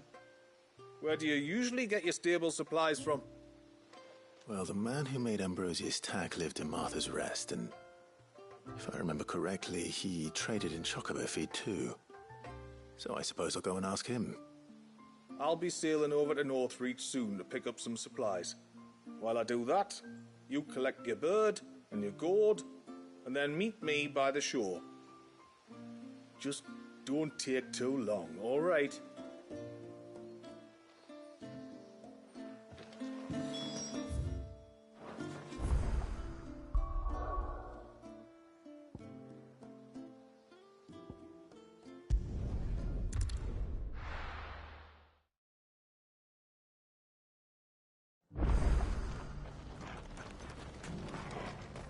Inn's full. Don't bother. I remember you. You're the one who saved Whiteheart. How's the old girl doing? She's very well. Thank you. Oh, don't thank me. You're the one who saved her. Anyway, what brings you to the rest today? I was hoping to purchase a Mimit gourd. And I thought you might be able to tell me where I could find one. Oh, reckon I could do better than that. Just so happens, I've got a whole carload of the blasted things. Not a buyer in sight. Really? Aye, you'd be doing me a favor taking a few off my hands before they turn to mush. But just be on the lookout for wild birds, eh? Don't want them chasing after you like they did me. I will. And thank you. Oh, you're very welcome. Any friend of Whiteheart is a friend of mine. And in times like these, friends have got to stick together. We certainly do. Northreach, then. Wouldn't want to keep Mander's father waiting.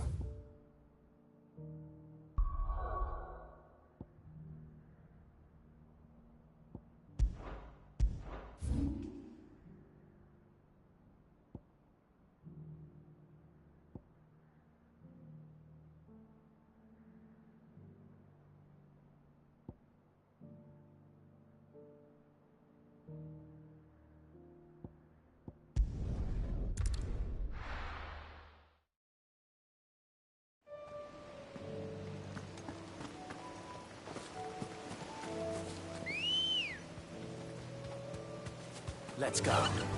Faster!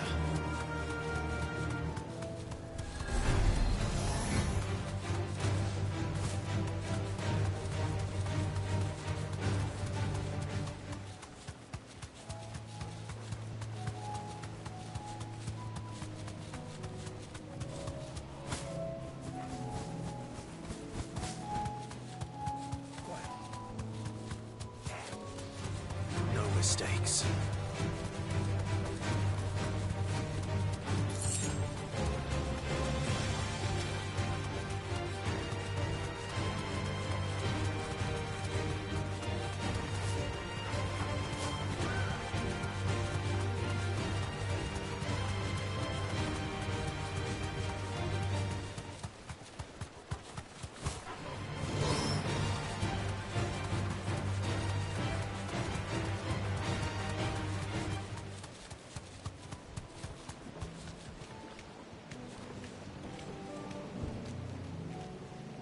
deserve a rest. Ah, there you are.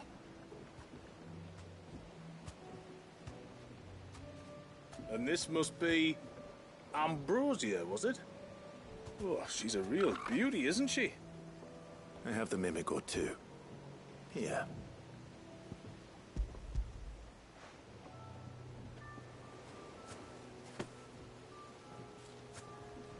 Thank you kindly. Soon as she's gobbled this up, we'll set sail. We're going to take a little trip across the bay now, Ambrosia. Don't worry. You'll be all right.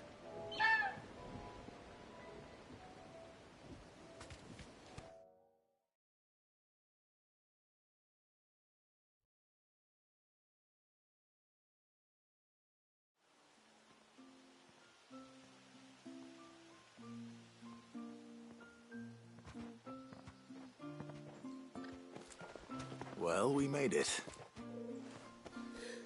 You didn't all? She is as white as snow. You're beautiful, aren't you, girl? Brave, too. She was calm as you like on the journey over. The Mimic Gourd will have played its part, of course, but passing through the walls enough to spook most birds even then. Not this one, though. Ambrosia's been through a lot. I doubt there's much that could unnerve her now. Not with a beloved master by her side. No. It's you who looks after me, isn't it, girl?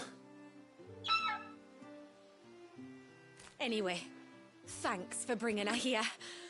I hope I can breed a bird like her someday. And if you and Ambrosia need ferrying back to Northreach, you only need say the word. Thank you. But I think we might explore Mysidia together. What do you say, Ambrosia?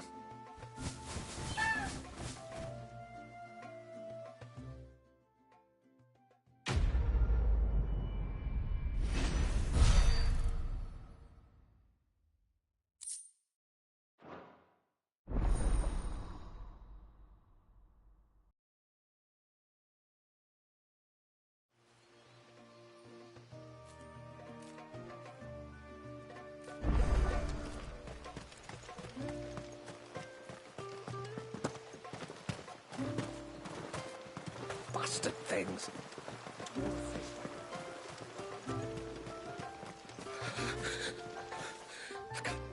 Just try to breathe. That's it. Is everything all right? Ah, you're the outsider. I'm Fannet, healer by trade. And this is Talor, one of my patients. He took ill not long after you arrived. Nothing too serious, I hope. I hope so too, but... But? This affliction, it's like nothing I've ever seen before. He complains of feeling chilled to the bone, but there's no fever to go with it. And my most powerful antalgic hasn't done a thing to ease the pain in his chest. I'm starting to wonder if his condition might require a different kind of treatment altogether. Shula said that you were here to help us. You couldn't help me, could you? I'd be happy to. If I can. You can, don't worry. All I need you to do is speak to Talor's son, Pavat, over at the forge, and ask if he knows what his father was up to before he came down sick. Something must have caused this, and I want to find out what. The trouble is, Talor's too weak to speak, and I can't leave his side for long. So while you talk to Pavat, I'll pay his wife word a quick visit, just in case she knows anything. All right.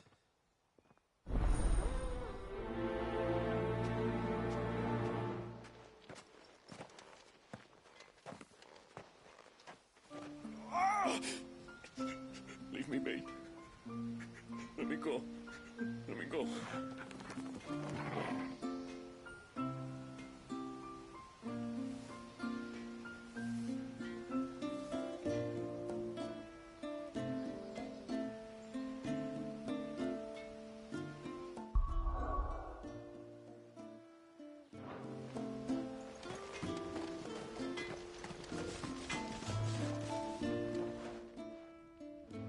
Oh, I do, though not from the Forge. Fanit asked me to speak with you. She's looking into the cause of your father's illness and wondered if you could shed any light on the matter. I see. Sorry. She shouldn't have dragged you into this. It's no trouble, really. Tell me, did your father do anything out of the ordinary before he fell ill? Not that I know of. But then I hardly see him. He's always out and about, like. Well, at least he was. Suppose he might have been a bit more fidgety than usual, but apart from that... When you say out and about, where does he usually go? Just round the village. Wanders over to Blazier's place most days. He's a fisher who lives on the other side of the fount. They're old friends. Maybe he knows something I don't. Maybe. I'll go and speak with him. Yes?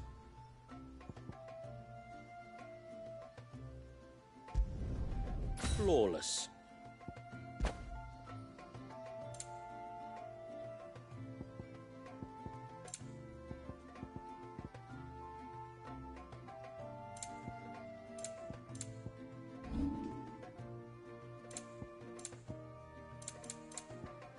A good tide to you.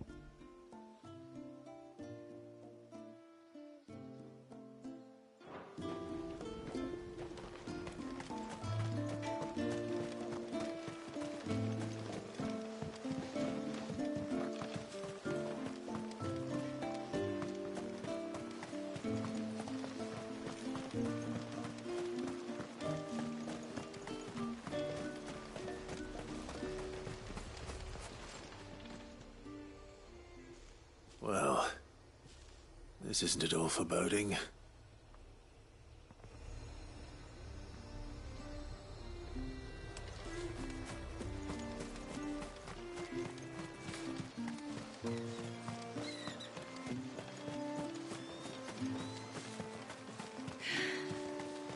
Almost. Greetings, stranger. What can I do for you? Your name is Blazier, is it not? Pavad tells me you're a friend of his father's, and that the two of you may have spent some time together prior to his illness. His illness? Talor's never been ill a day in his life. I don't know why he'd start now. Oh, Fanny doesn't know either. It was she who asked me to look into his recent behavior on the off chance it might explain how his condition arose. Oh, I suppose there was something that struck me as a bit odd. He kept asking about the woods. Did you see anything strange on your way back from the shore? Are you certain? Do you swear? That kind of thing. I didn't, of course. But he wouldn't let it go. It was like he was expecting something to happen. It was just a matter of when. Not that I know what, but he never told me anyway. Well, that certainly does sound unusual. And it might just be what Fanit is looking for. Thank you. Don't mention it. Oh, and when you say Talor, wish him the best from me, eh? Let's see what the healer makes of this.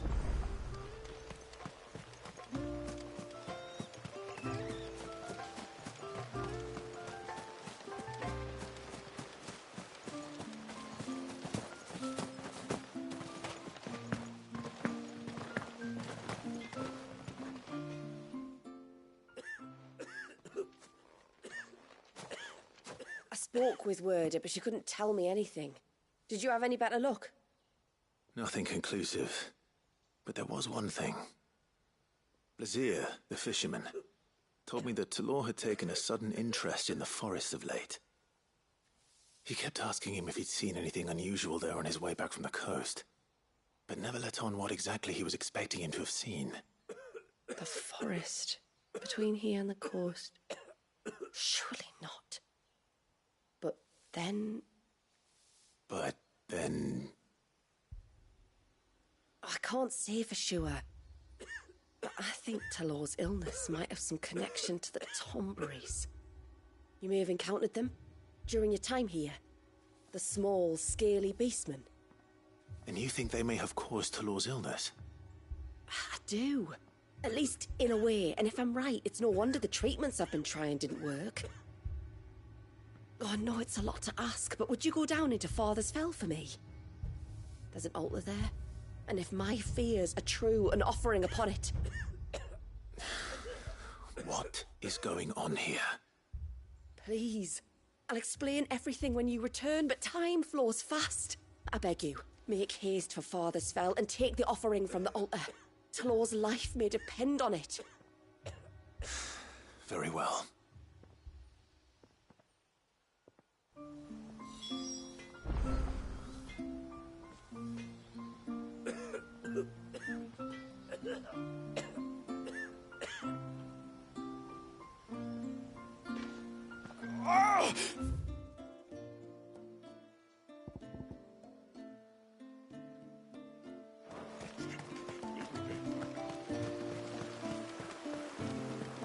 Bastard things.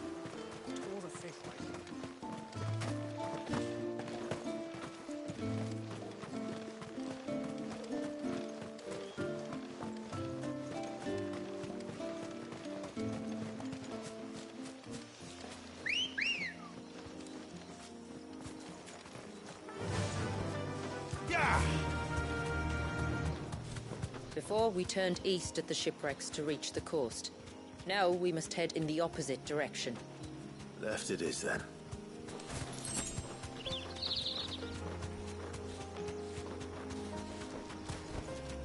That'll do, girl. If there's one thing I know about beastmen, is that they love to hide in the dark.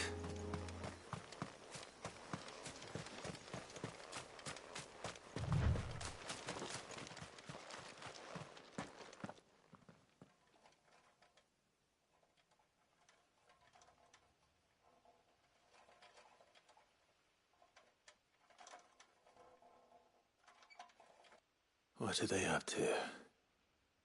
Some sort of ritual.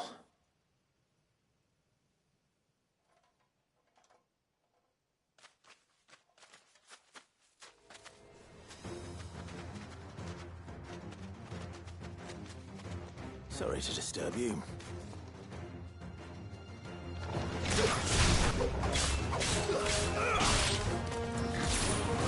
Stay down!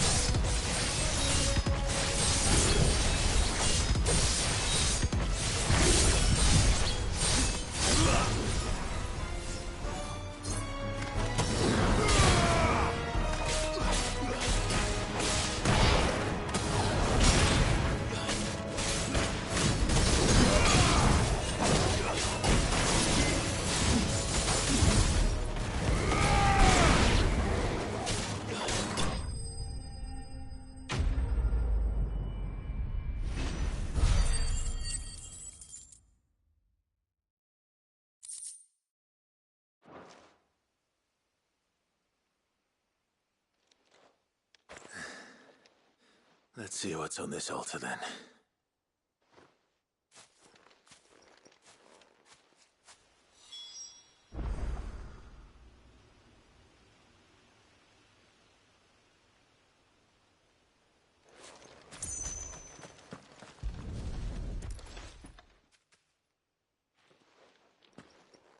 A silver chain. I doubt the Tomburys made it. This must be what Fennec was talking about.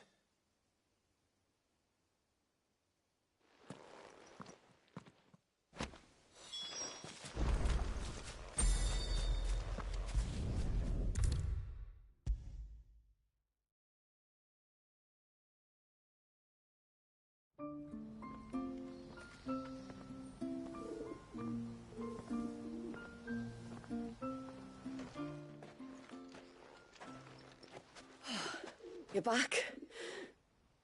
Well, did you find anything? I did. This silver chain. I knew it. Well, I'm still none the wiser. Forgive me. This chain. It's a Gregorian Maternoster. Worn by men of the faith. What's it doing here? And why would the Tomburys be praying to it? To understand that, you need to understand what the Tomburys are. They feed on hatred and suffering. And some say that if you render them an offering, some token of grievance against your fellow man, they will put a curse upon him. So you think someone's put a Tombury curse on Talor? I can't say for sure. Truth be told, I always assumed it was an old wives' tale.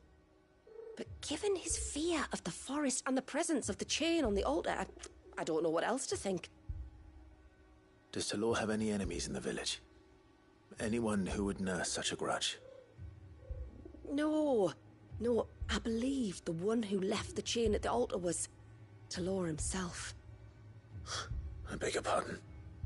But there's more to the tale, you see. It's said that if you attempt to curse a soul that has returned to the sea already, your ire has nowhere to go but back to its source. You're saying he cursed himself? In trying to curse another, aye. When my father was younger, he was one of the few permitted to venture beyond the wall on trading expeditions.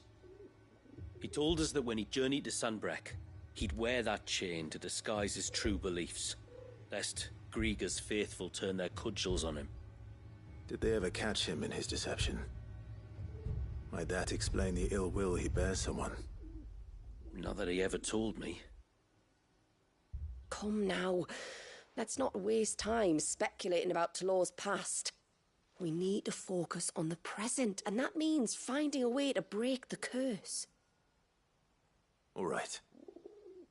If there's anything I can do to help, let me know. Thank you. I shall. Aye, and thanks for going to all this trouble. Here, it's not much, but I want you to have this. We call it an Adder Stone. It's a gatherer's charm. Reacts to certain rare minerals we use in crafting. Makes them ring out like a bell, stuff you'd have no chance of spotting otherwise. If you find anything, see that you bring it back to me. I can make you some decent gear with it. If you're interested, like. I am, thank you. And I'll be sure to pay you a visit. Until then, I wish your father a swift recovery.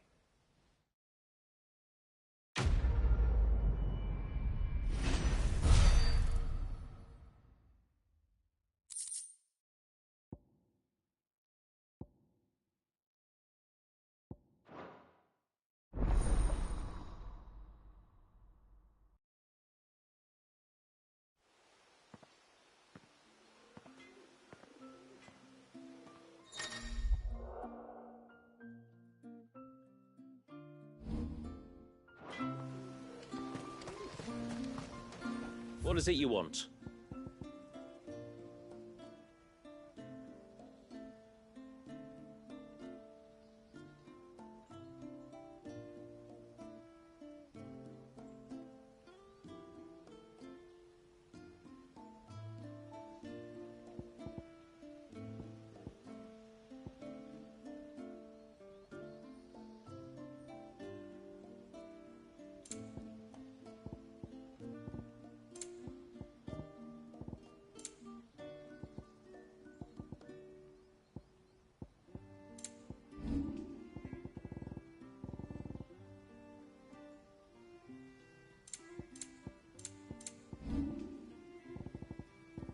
Till next time, then.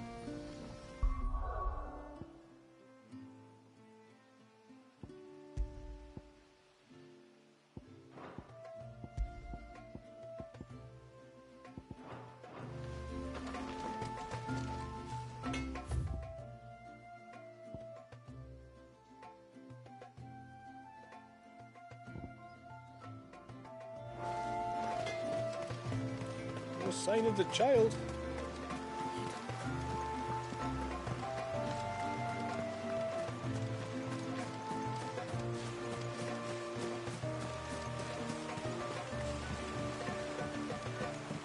My lord, may I speak with...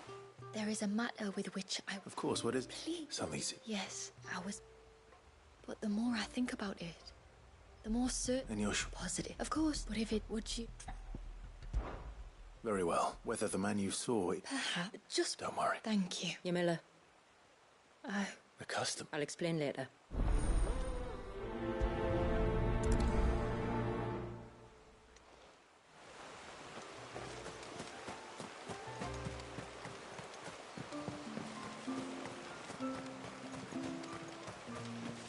If we pick too many of the flowers, there won't be enough.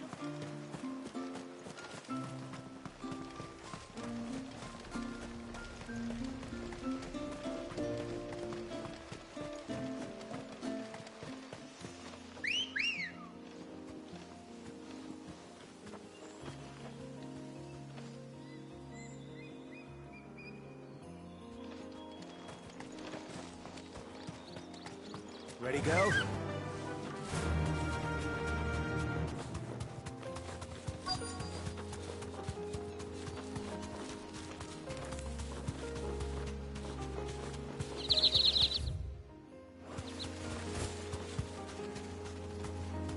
Straight home now.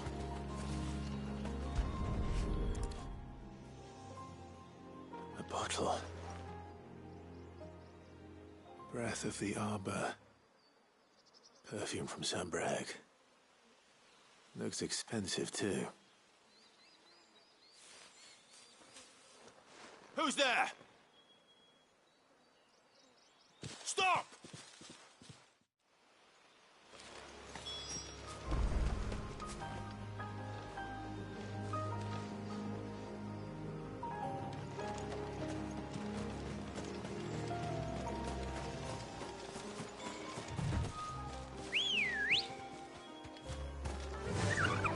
Faster!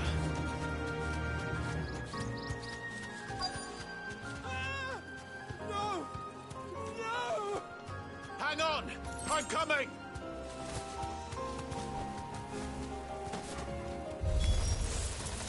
Don't eat me! I'll give you gut rot, I swear!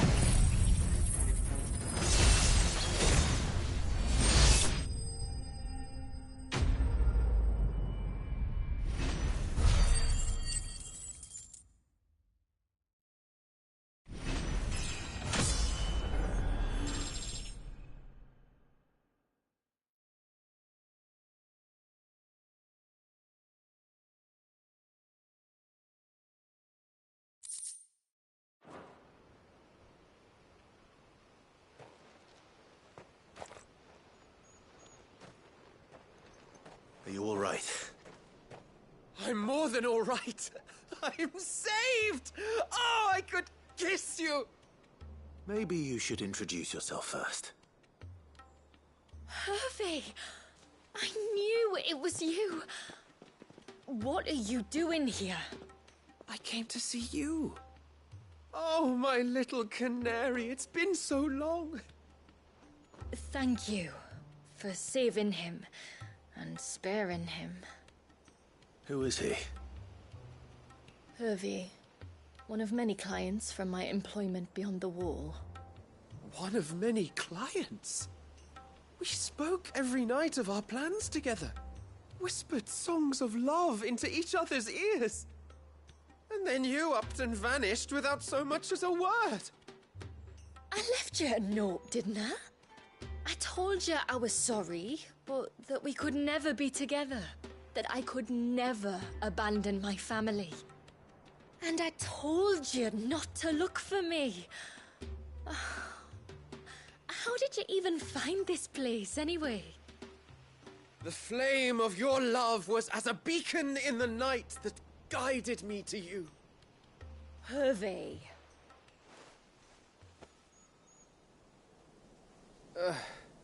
I was walking by the coast near Northreach when I saw a lady who looked like you. Eyes like the ocean. Hair like the driven snow. The next moment, she and her companions were jumping in a skiff and sailing out towards the wave. So I, borrowed the nearest boat and started rowing. It must have been Shula bringing us here. So what? You rowed, found a nose how many leagues across the bay, simply because you saw a woman with white hair. And as I did, the skies changed from a dull and hopeless grey to a bright and benevolent blue. That was when I knew for certain that my little canary was close. Oh, why did you come? You should have forgotten me, as I tried to forget you. I cannot leave my people, Hervé. And now that you know about this place, neither can you. We must return to Haven and accept my family's judgment. I'm to meet your family. Oh, my little canary.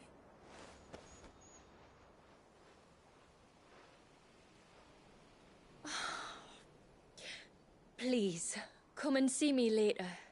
You did as I asked, and you must be rewarded for it. But first, follow me, Hervé. To the end of the world and beyond.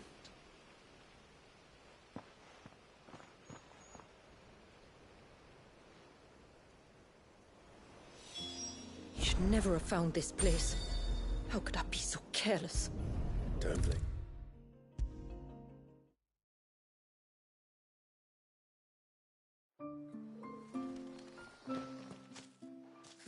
There's nothing you two... When I were... And so you... I did. I also found Hervé. But our love could never be. I knew that if I revealed my secret to him, I would be putting my people in danger. But that if I did not, I would be living a lie, unable to return home. What will happen to him now? Since our people settled in Mysidia, uninvited visitors have been few and far between, but not unknown. Explorers, survivors of shipwrecks, none lasted long. I see. That was before my time, you understand. I've never had to make a decision like this before. Ymila, know that I do not blame you for any of this. It was me who decided to make the trip to shore. Me who exposed our secret. This was my mistake, and I shall bear the responsibility. Thank you, Tributary. I only beg you to remember that Hervé means us no ill will. He's just a fool. A fool who loves me. I will take that into consideration. But yours is not the only voice I must listen to. The whole family must be consulted, and it may take time for me to arrive at my decision. I hope you understand. Of course, Tributary. However long it takes. Come what may, I thank you, my lord, for bringing us back together.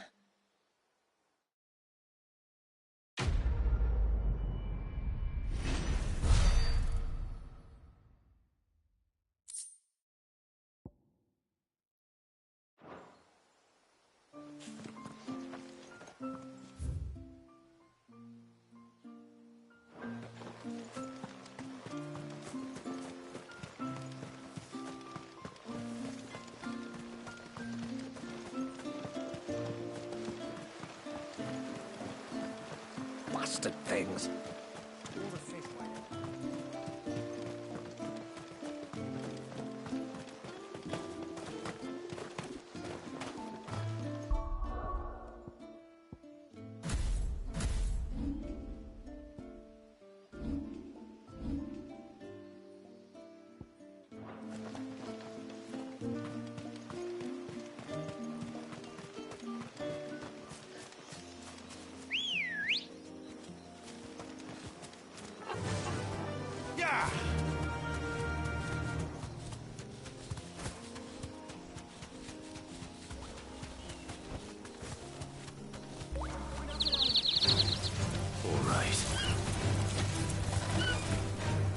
Deserve a rest.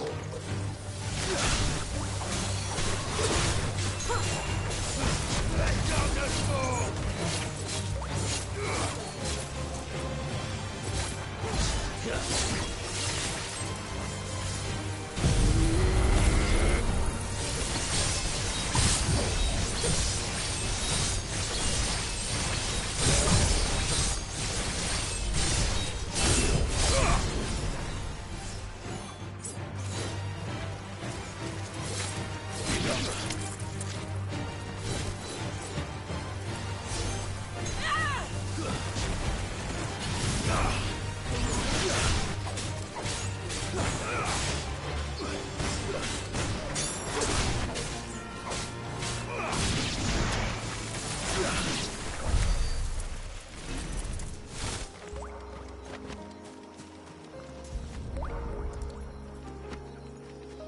This is the mineral Pavat was talking about. The one that rings out like a bell. Ready, go? Faster!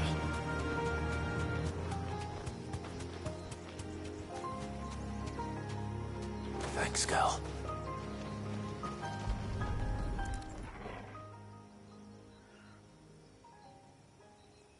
Well, here's the cairn.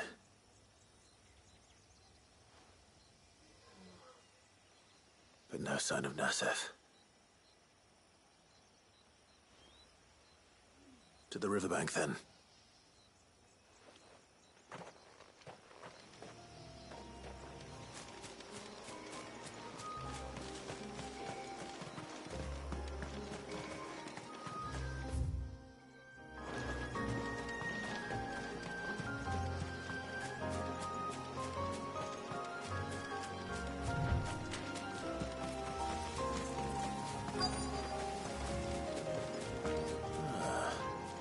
Who have we here?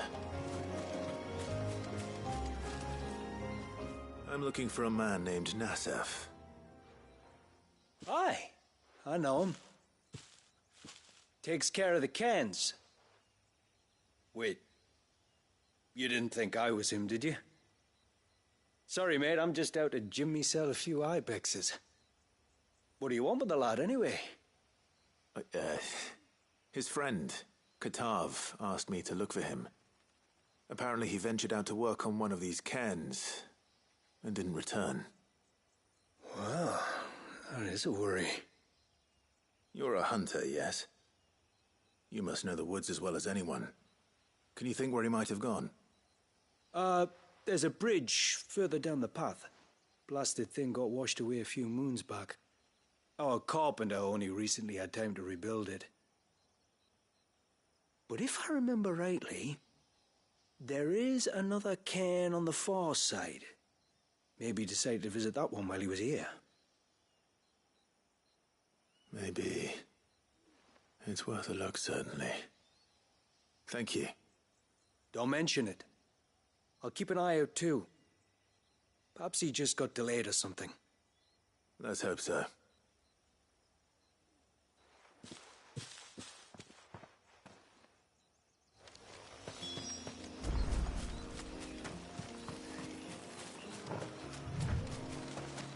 This must be the bridge the hunter was talking about.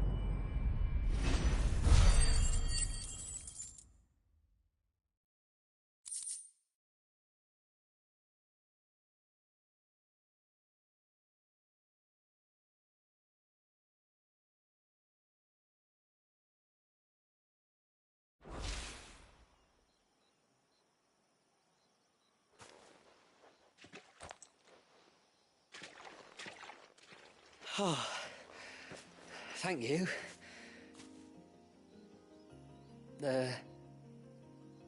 I'm the tributary's guest. And you must be Nasef. I am? But how do you know that? Your friend Katav asked me to look for you when you didn't return. I'm sorry. I was so focused on attuning the cairn I didn't see those creatures coming till it was too late. How exactly do they work? Oh, there are crystals inside. They're what keeps the glamour going. Should the ether cease to flow through too many of them, our shroud would quickly unravel. It's my job to make sure that doesn't happen. And an important job it is. But you'll struggle to do it if you're dead. You need to take more care. Yeah, no arguments there. The truth is, me and Katav usually work together, watching each other's backs like. But when we heard outsiders were coming, we split up to get the job done faster, so things would be perfect for your arrival. Stupid, I know. So you found him then? Not before the local fauna did. My arrival seemed to put them off their dinner. Mustn't have been hungry after all. Expect you'll be wanting someone to escort you back to the village then, Nasef. Woods are full of nasties today. When you're next in Haven, be sure to come and see us. You saved my life. It's only right I repay you. If you insist. Take care now.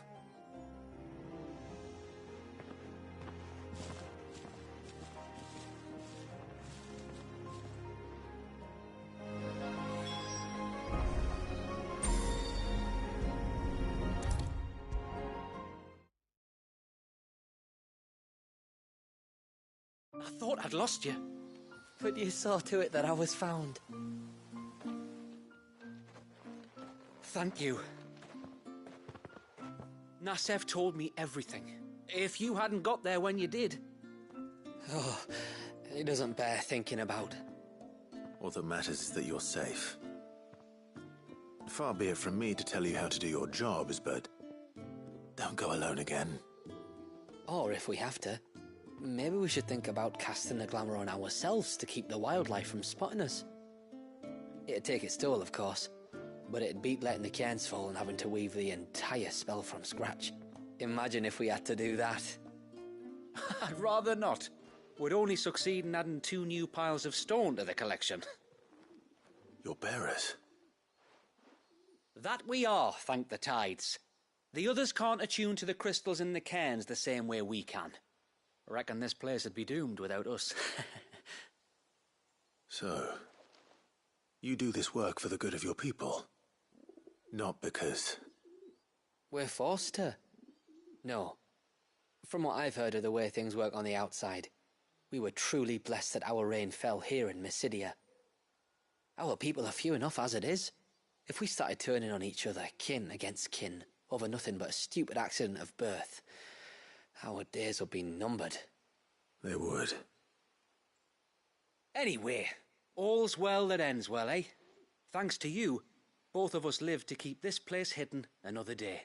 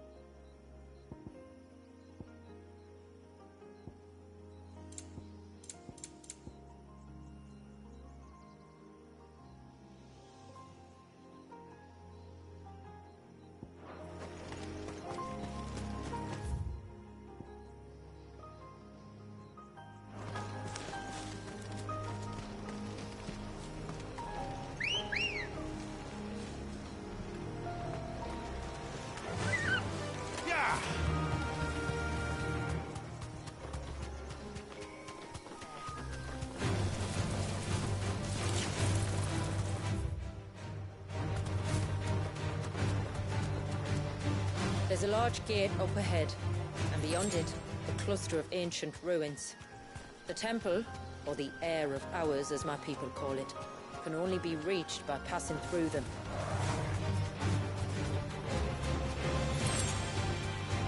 The forest is crawling with life, most of it hungry, which is why we make sure this gate stays shut. And why you carry that impressive-looking axe, I presume. Noticed her, have you?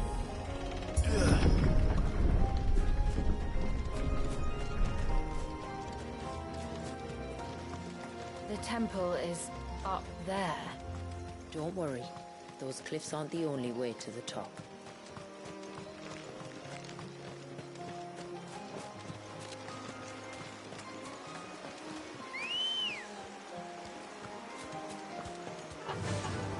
Fly, Ambrosia.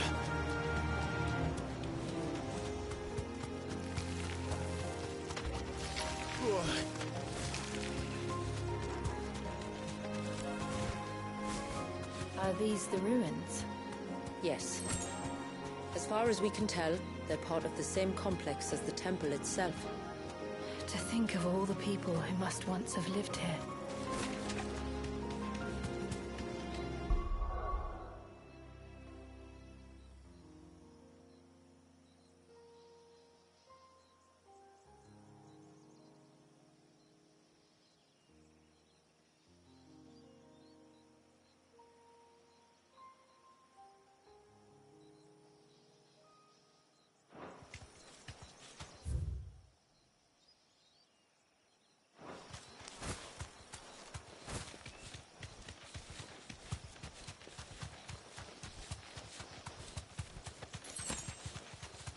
These remind me of home. You're from the north, then? Yes. And no. I see.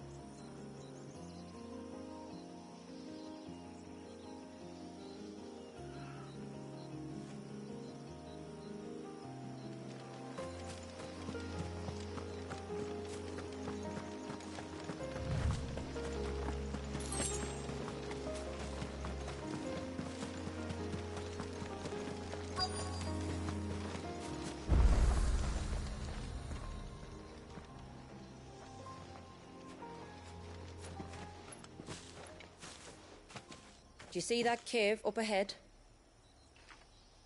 Whoever lived here carved a flight of stairs into the stone within. A way to the top. And whatever it is that awaits us there.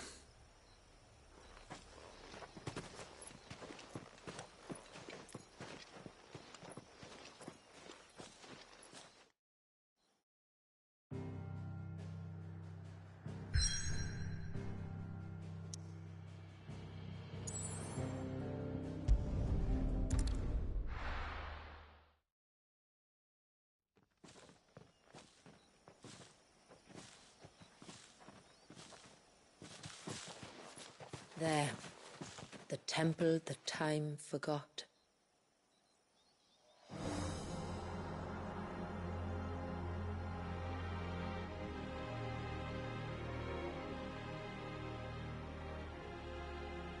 And the Varys inside? Yes. You can see the spell's path from the nave.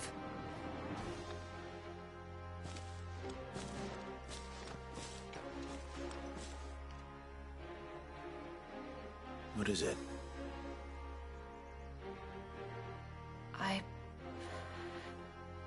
I don't know. It's probably nothing.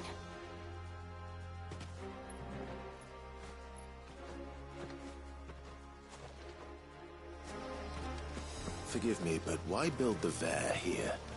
The spell was originally meant to be cast on Drake's Eye, and this was the only place with an unbroken line of sight. The Tomberries like to think these ruins are their own. They look none too pleased to see us.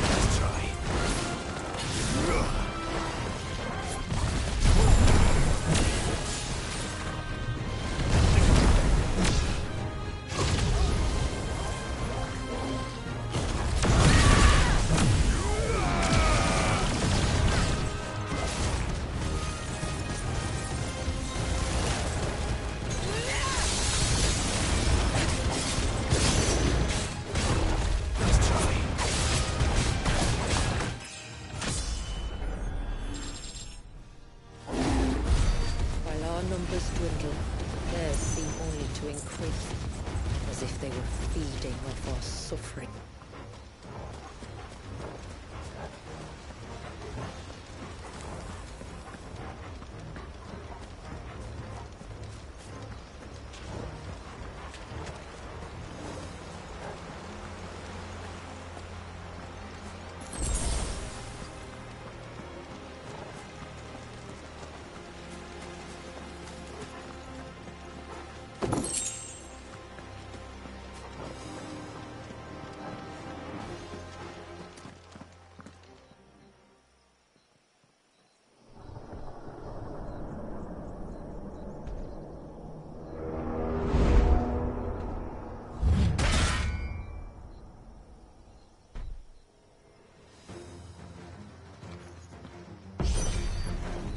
this be their leader?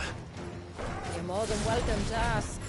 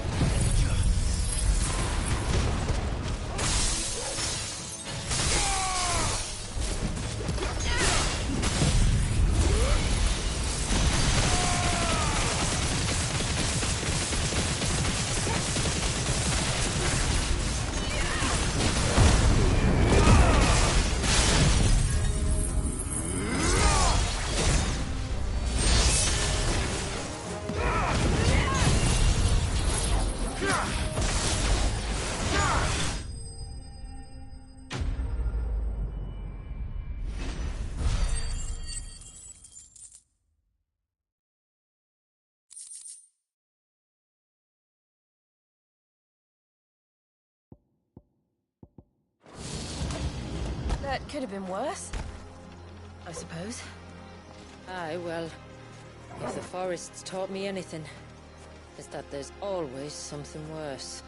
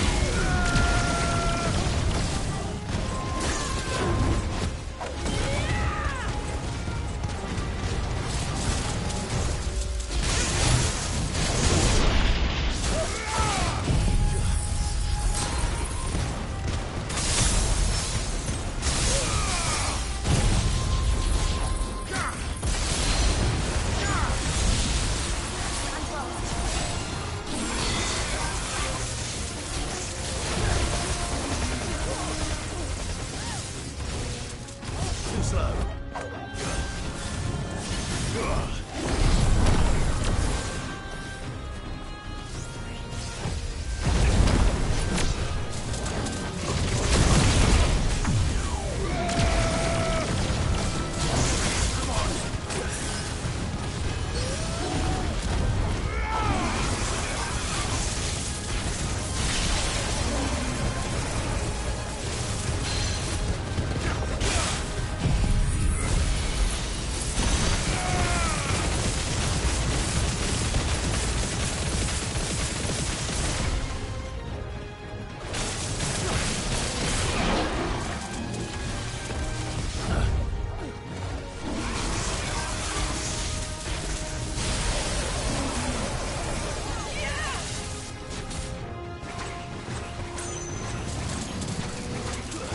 Nice try.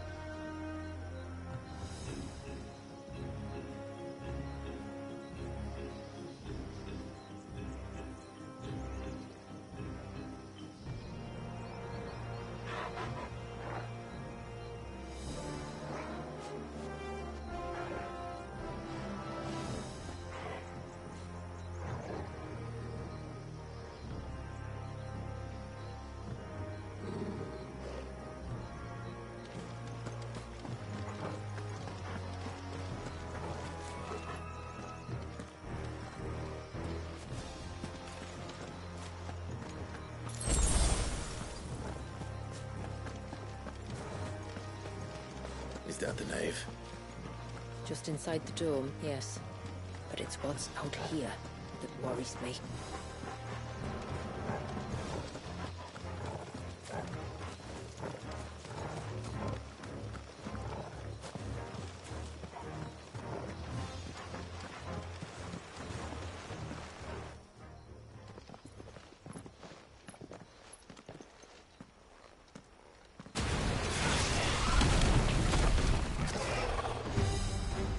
There I was thinking they'd all migrated south.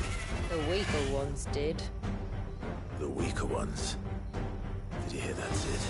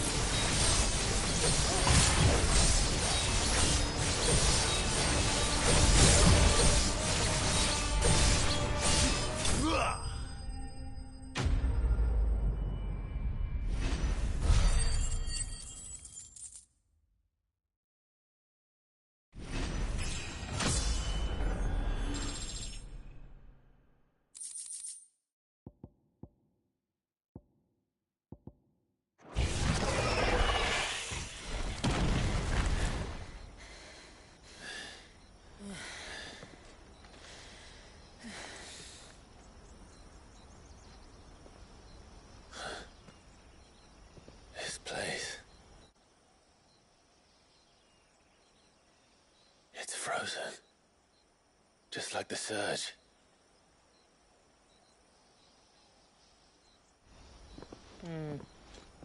Another of my ancestors' sins. Shall we?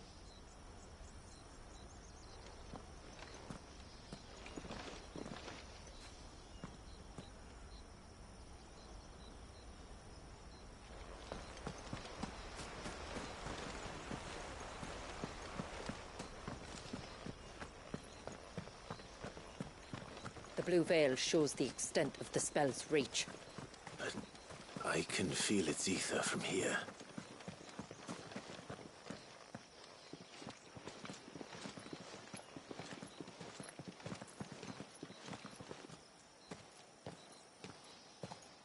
Shula, wait.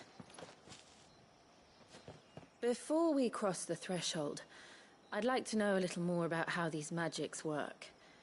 I assume we'll be safe from their influence. We won't grind to a halt, if that's what you mean. The spell only affects the things that were present at the moment it was cast.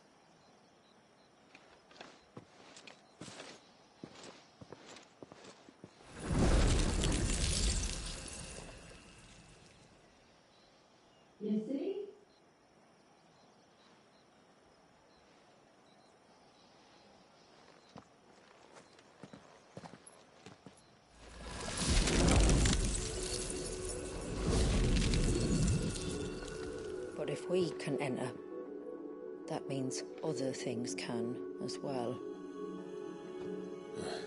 Like the ones we saw on the way here. And worse, probably.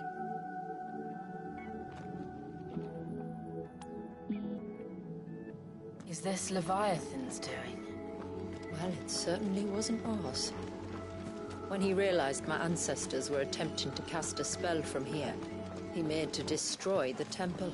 And almost did by the looks of it.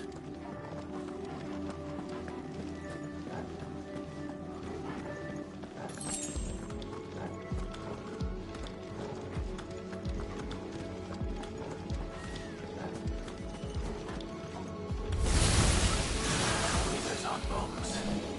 I could, but they are. And why is it so cold in here?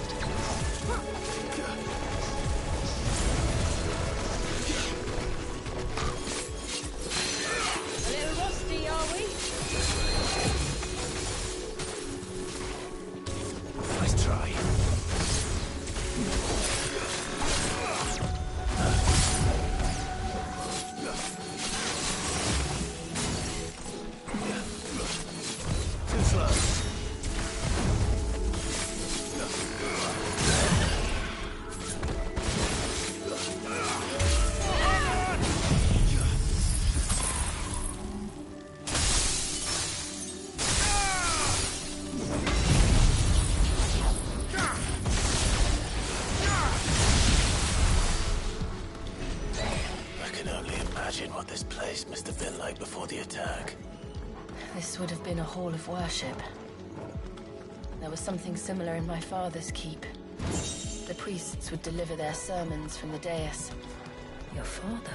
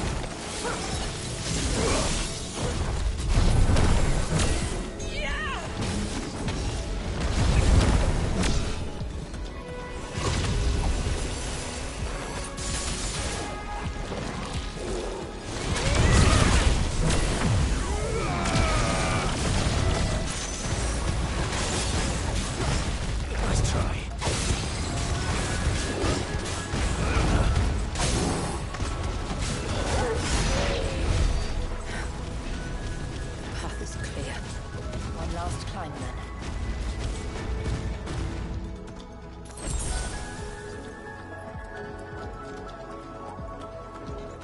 The fair.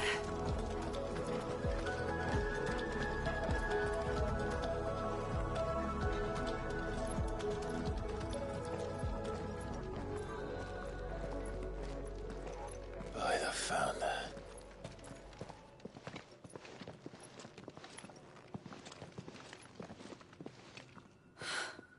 It's just as I thought. Jill, does this ether not feel somehow? Familiar, yes. I sensed it the moment we arrived, though I wasn't sure until now. You can feel it too, can't you, Clive?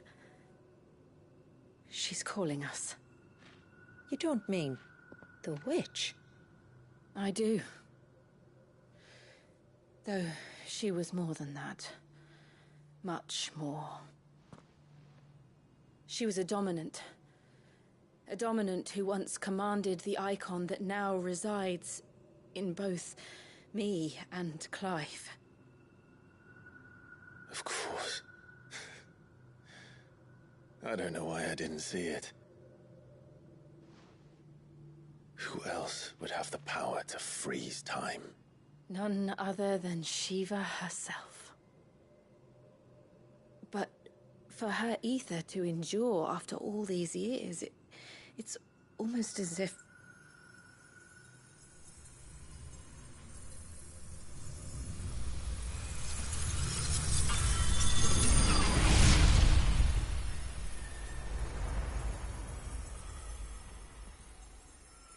As if she shared it with another, just as Torgal shared in my ice.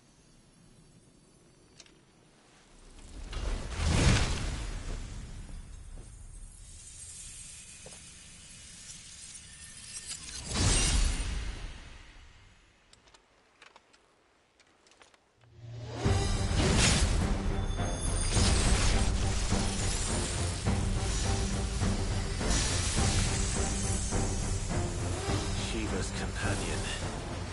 Though something tells me he's not as friendly as us. My ancestors never warned us about this. He wasn't left here for them. I doubt they even knew it existed.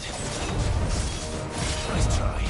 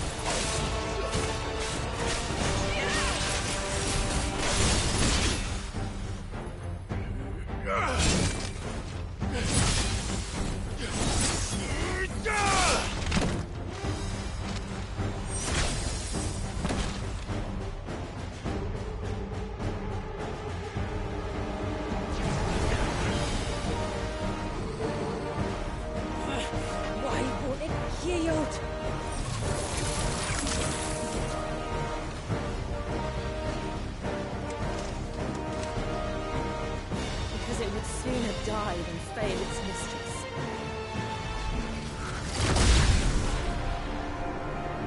Then it leaves us no choice.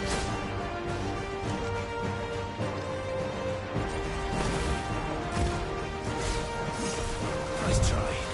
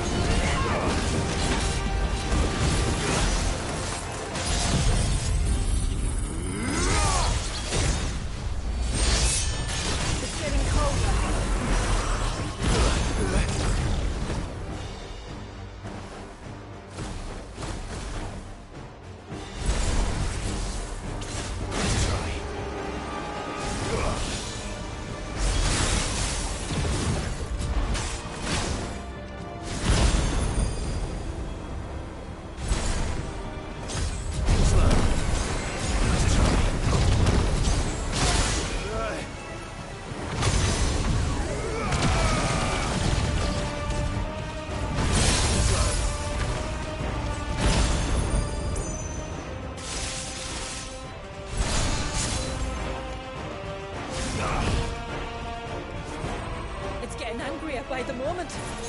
We better cut this short.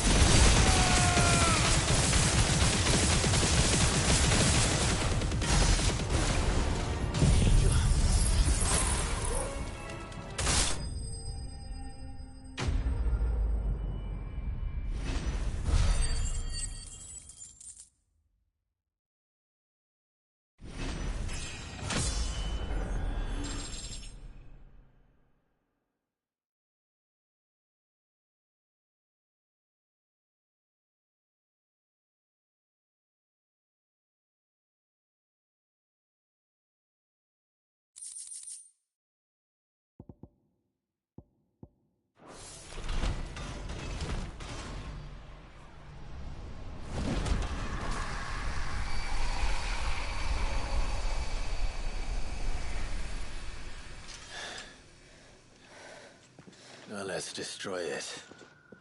And put an end to this. Wait. The spell must be weakened, not undone. Isn't that what we came here for?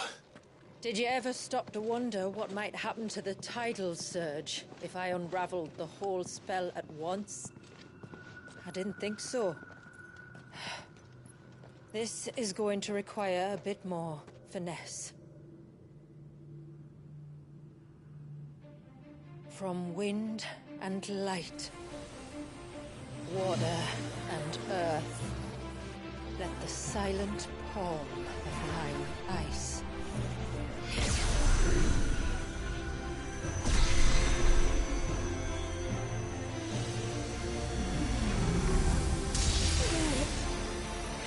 There's too much ether.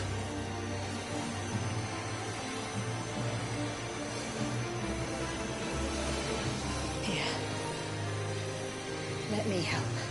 Let us help.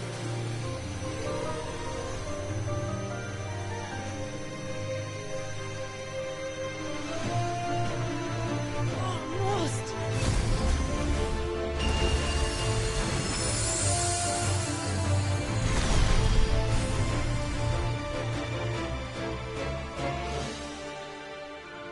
Did it work? I think so. The thread connecting this place to the child should be broken. Meaning Walyas should finally be...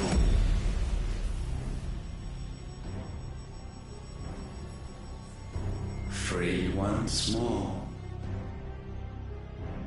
Leviathan, our most profaned fragment, its divinity defiled by the hand of man, its spirit shackled by his hubris, till Mythos came, bringing release. Now, let the sins of man be redeemed by the hand of the servant of God.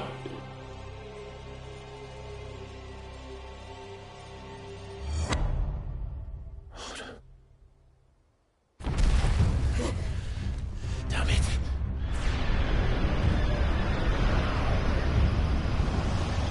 It's happening. Isn't it? It is. What is... what's going on? Precisely what we feared. Leviathan is out of control.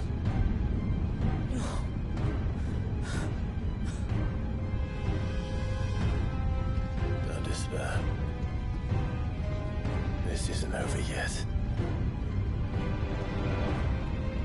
You should head back to the village and get everyone to higher ground. As for the rest,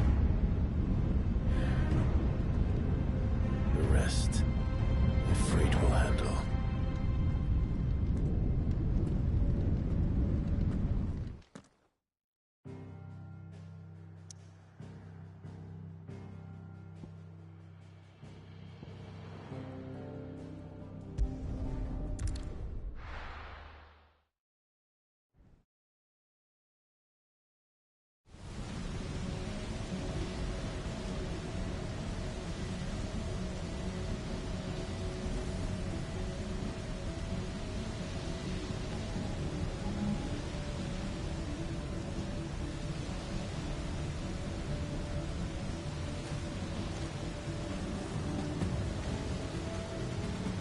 After 80 years of imprisonment, I'd be angry too.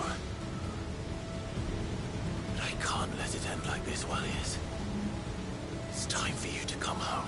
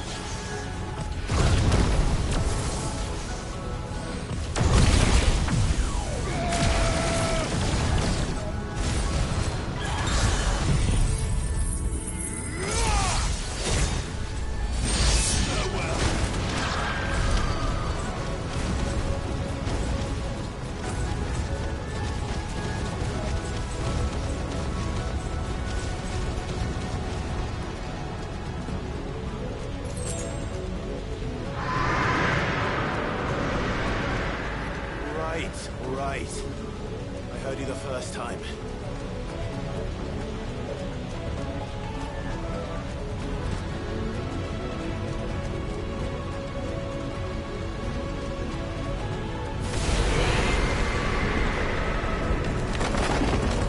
I'm not here to hurt you, Malleus!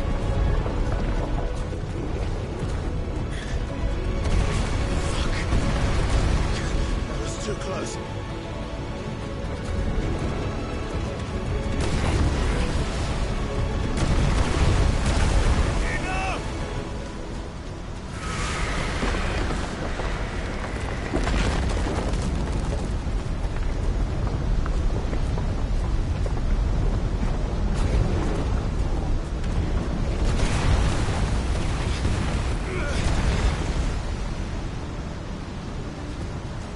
Come on then. No more hiding.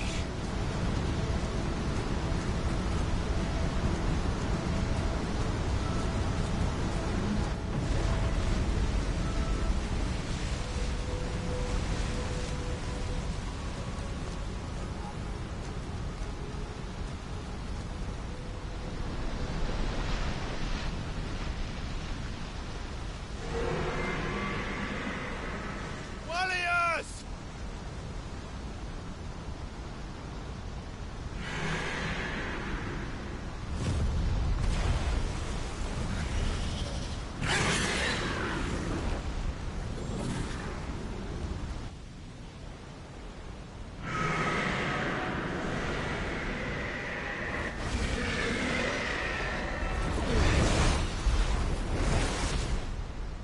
This isn't what I wanted!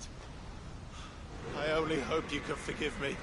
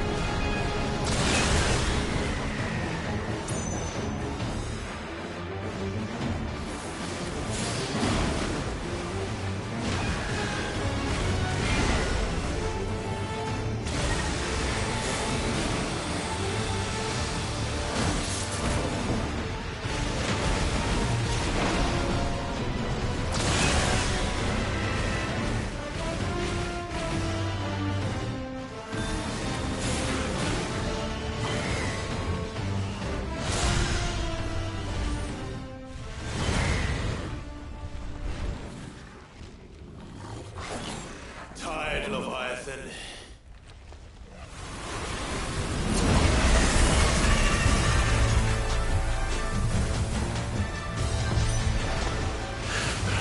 Stop this! I'm not here to play!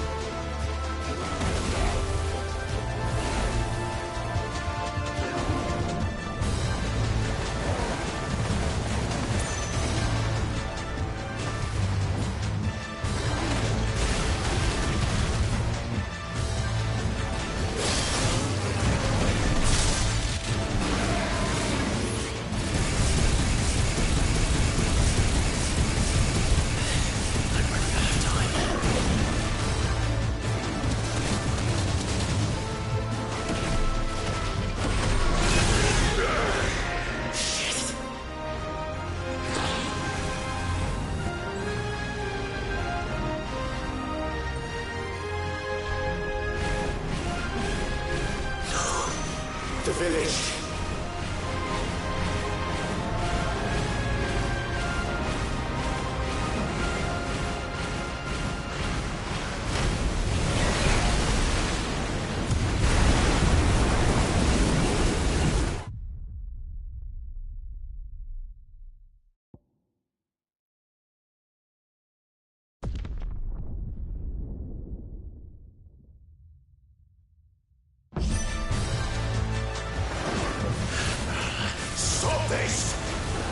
I'm not here to play!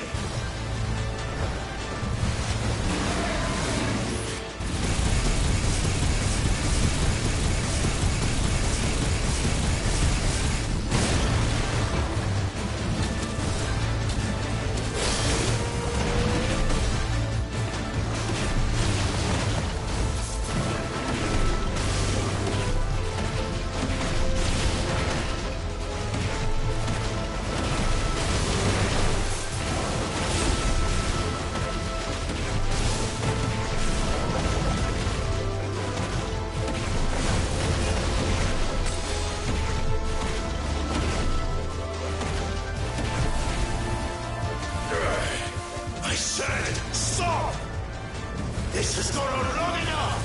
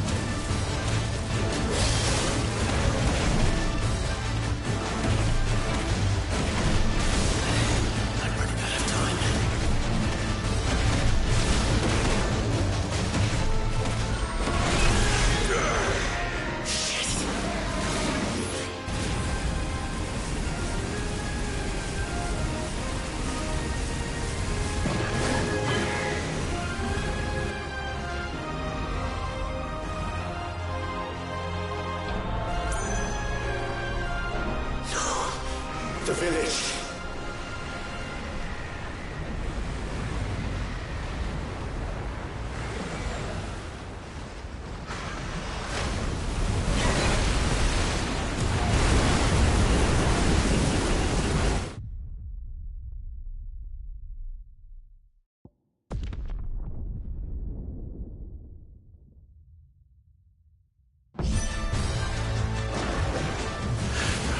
Stop this! I'm not here to play!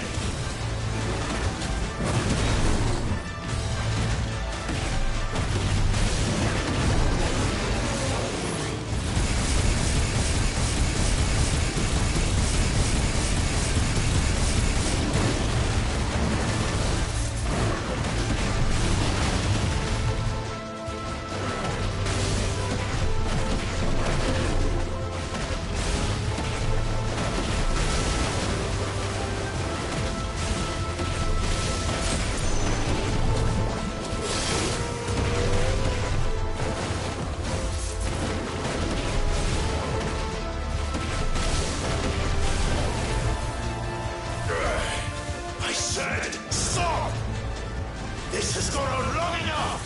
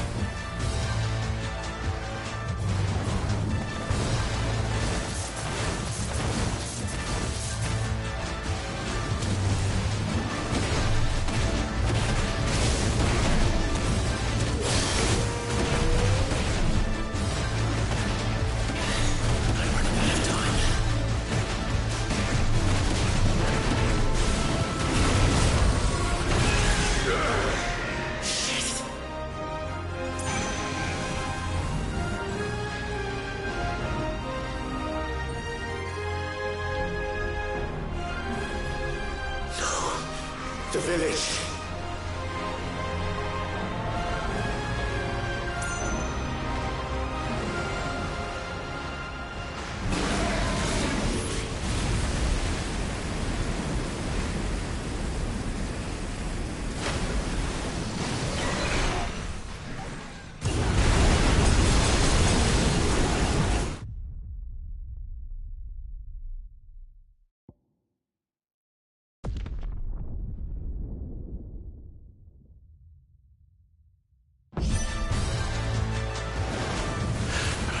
Stop this! I'm not here to play!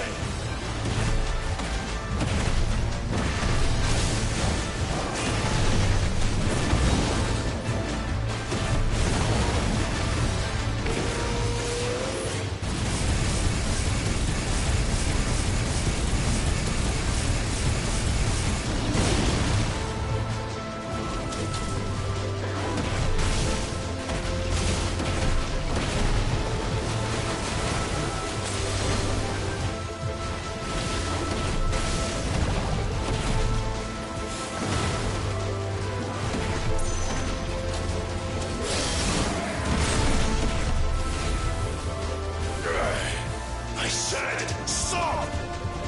This has gone on long enough!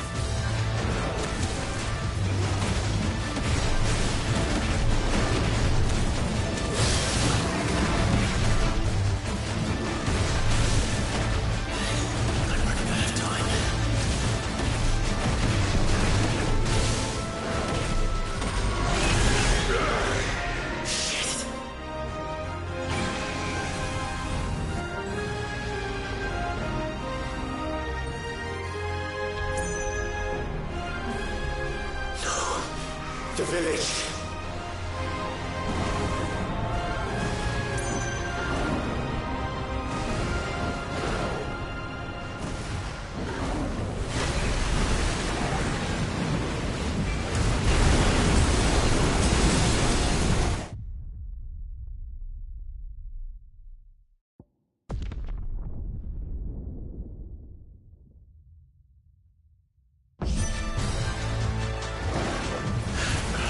Stop this!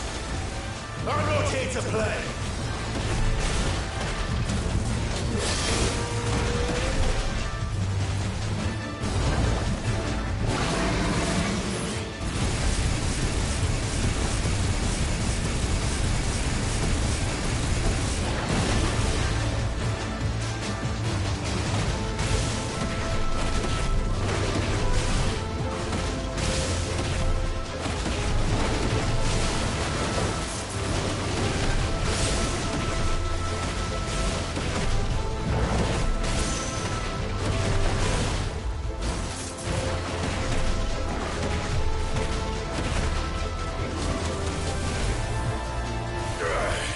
I said, stop!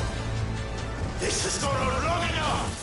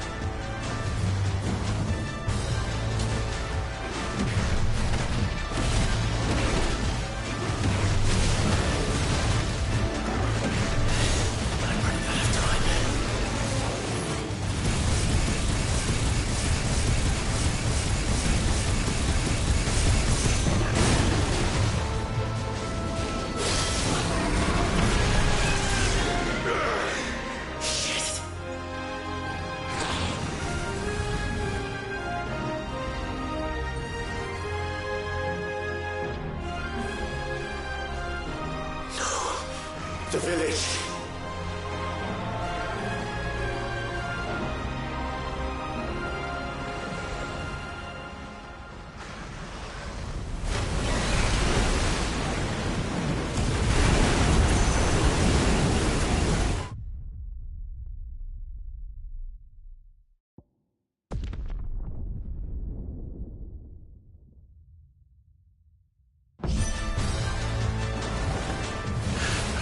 Stop this! I'm not here to play!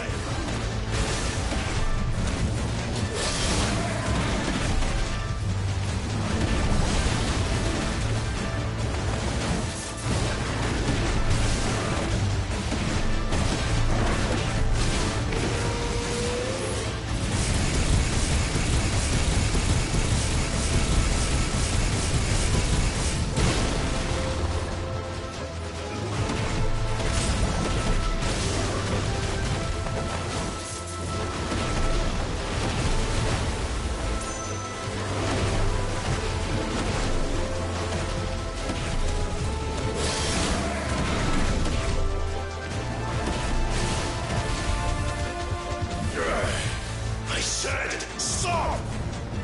This has gone on long enough!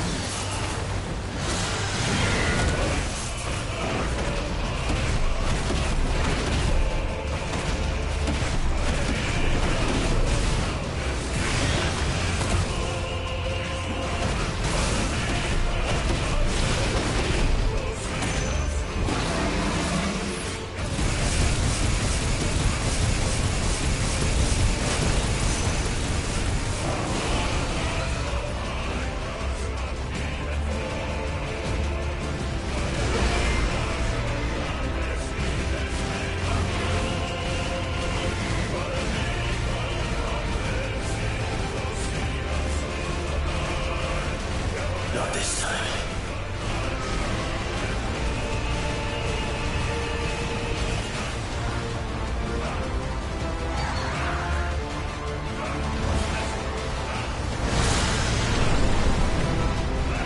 If that's what you want.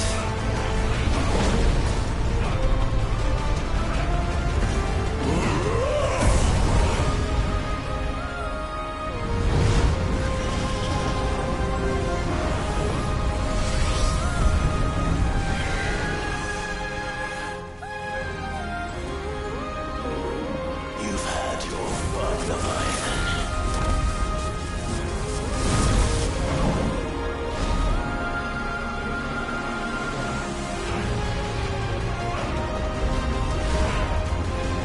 This time, you will have to flee!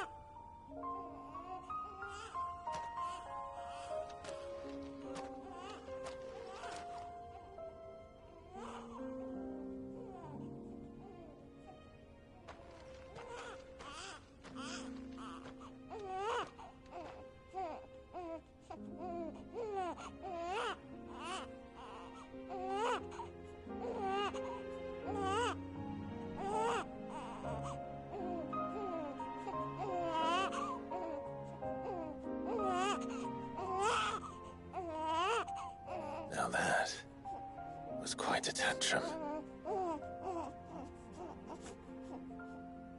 Clive! Where is he?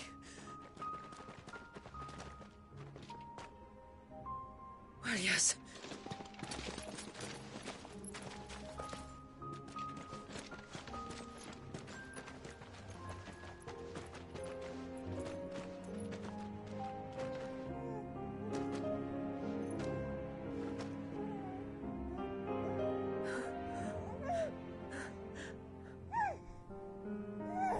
He's adorable.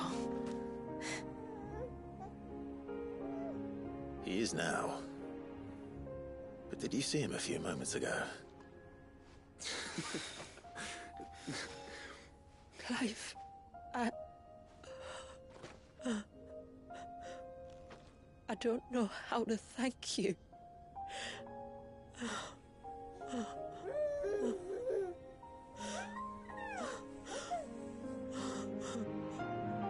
It's all right. We should find him a dry blanket, though. Wouldn't want the little monster catching a cold.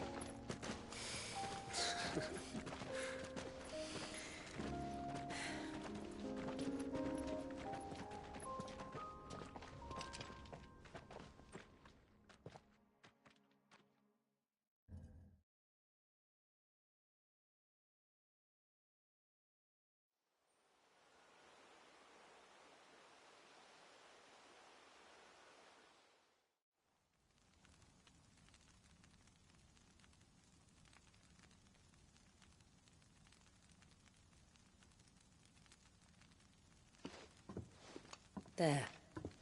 He's finally asleep. The poor thing had a long day. That makes two of us. So, what happens now? Now? Now, we make things right. How? By providing Walyas what he was denied. A place to learn and grow. A family to love and protect him. So that one day, when the wounds in his heart and mind have finally healed, he might decide for himself how he'd like to live the rest of his life. But until then, I'll stay by his side, come what may. Then he's a lucky boy. And not only because he'll have the best warrior this side of the belt to teach him the battle axe. She'll do her best. Shula. The beast that threatened your home is tamed. The empire that threatened your people toppled. Might it not be time to cast off your ancestors' glamour and retake your place in the Twins? Perhaps. It's not as if we have the crystals to maintain the wall much longer. But are we truly safe?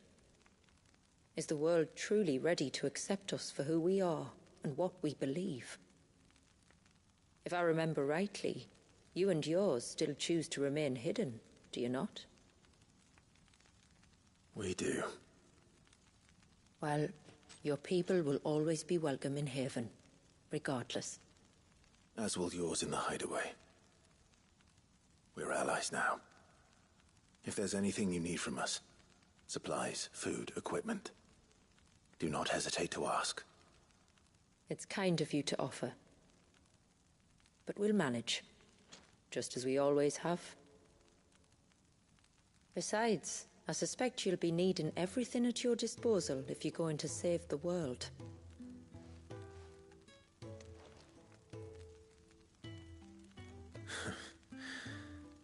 I fear much of it is past saving. The best we can do is strive to turn what's left into a world where we can all live as equals. A noble endeavor. And there'll be a place in this world for us, will there? For Walyas. For everyone. I swear it. Then we shall be waiting. Until the tides bear you back to shore.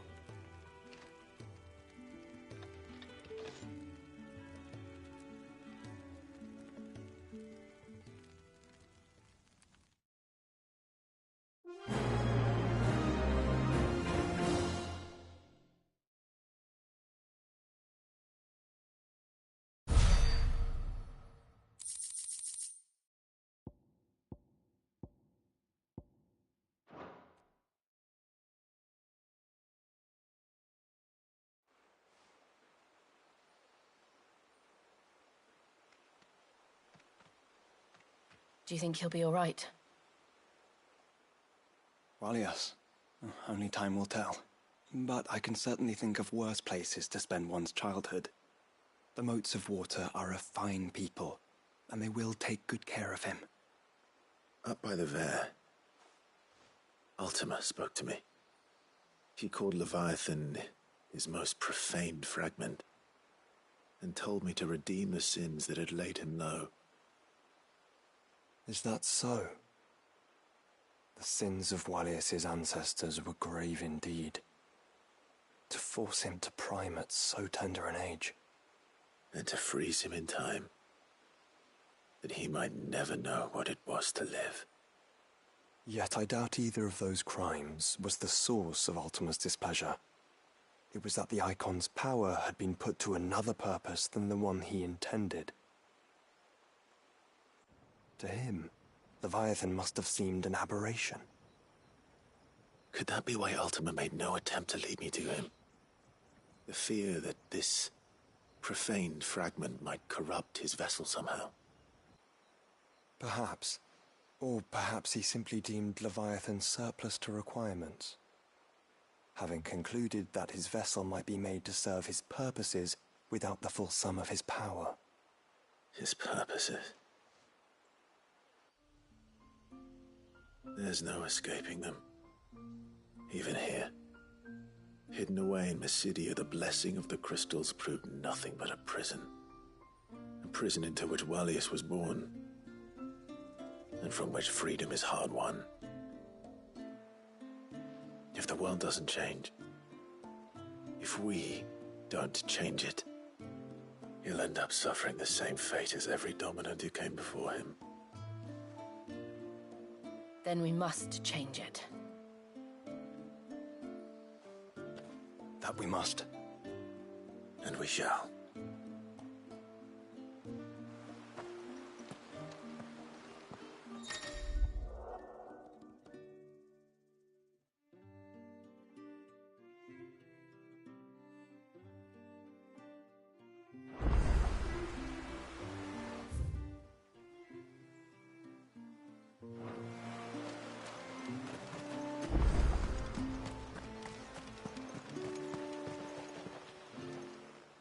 You wouldn't happen to have some time on your hands, would you, Clive?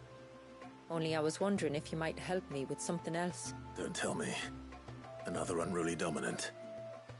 Not quite, but a dangerous foe nonetheless. It promises to be quite a hunt. Care to join me?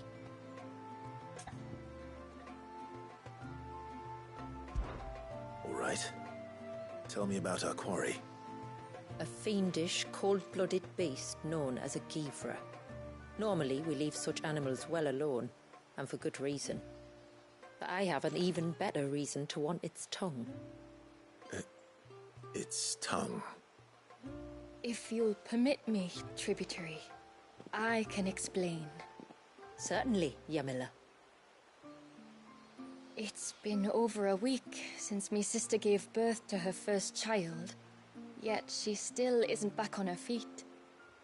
We've tried everything to restore her spirits. Physics and nostrums, the laying on of hands and of leeches, but all to no avail.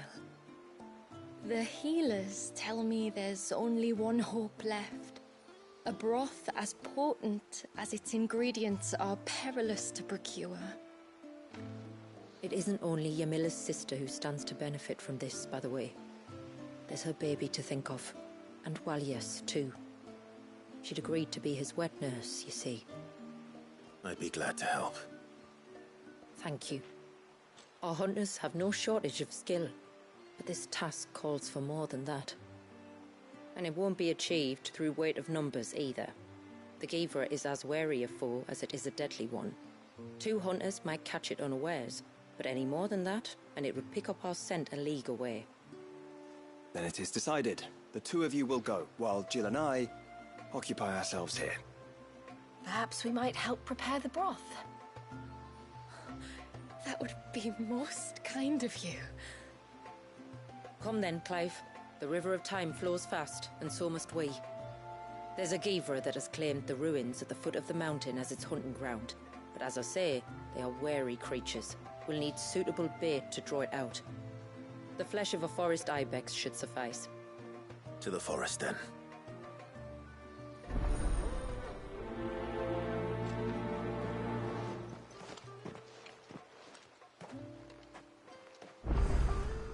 There's nothing a Givra loves more than a fat haunch of ibex.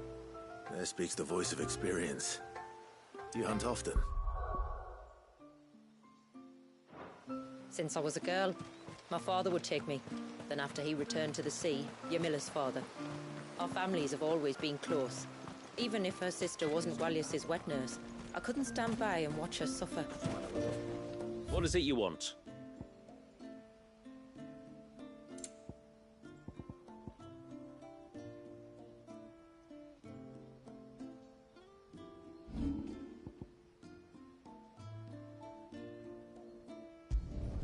Done.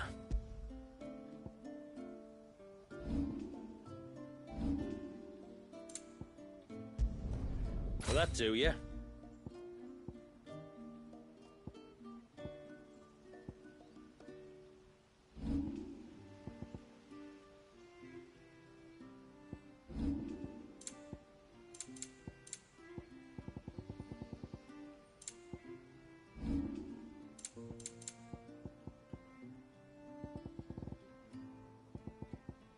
Good tide to you. My friend, I have news. This is all we have. Here you are. May it serve you well.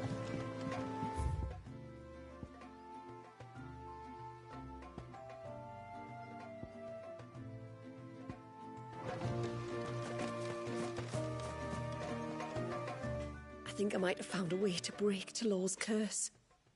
Go on. Well, after listening to the village elders and scouring every likely-looking tome in the library, I learned that not all Tomburys are the same little green menaces we know and loathe. Apparently, a chosen few live to incredible ages and grow to many times the size of their counterparts. The folk tales hold that it's the very eldest of these, the Tombury kings, who weave the curses, and that their magics bind their victims to them, that they might continue to feed on their pain. So if we slay the one that cast the curse, the feeding will cease. But that was my thinking, yes. Though I doubt it'll be easy. These kings are not just bigger, they're stronger too. And if the tales are true, their followers will defend them to the death. It is a perilous proposition, in short, but it may also be Talor's only hope. What say you? I'll do it. Even if killing this king doesn't break the curse, Mysidia will be a safer place for its removal. Thank you. So then, where will I find it?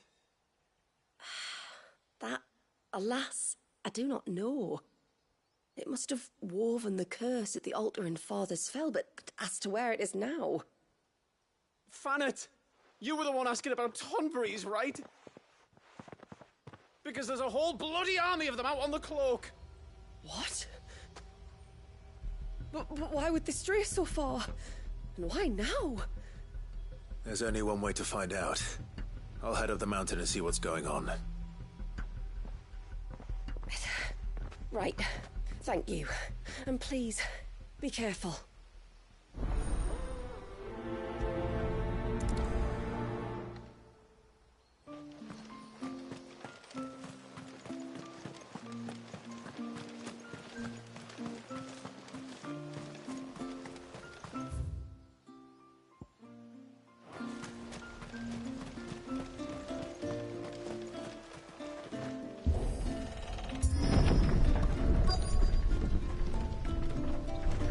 Found her. They're almost at the gate. But they won't be coming any closer.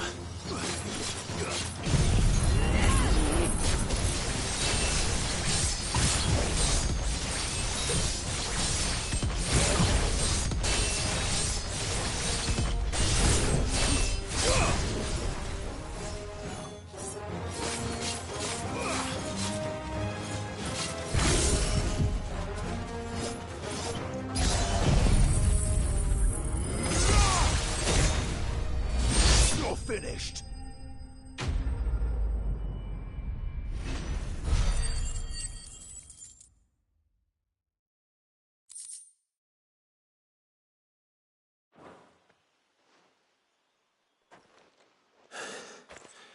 That should buy Haven some time at least.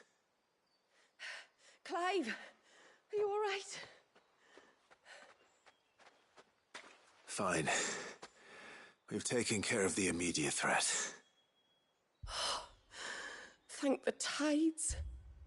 I was worried I was going to lose you both. Talor, he took a sudden turn for the worse just after you left. What? Is he? No, he's hanging on. I fear the Tombury king may have begun the cursing ritual again. In earnest this time. And I can't imagine their being here as a coincidence. I think it might be happening on this very mountain. If it is, it won't be for long. Get back to Talor. I'm going up. My thanks. I shall pray for both of you.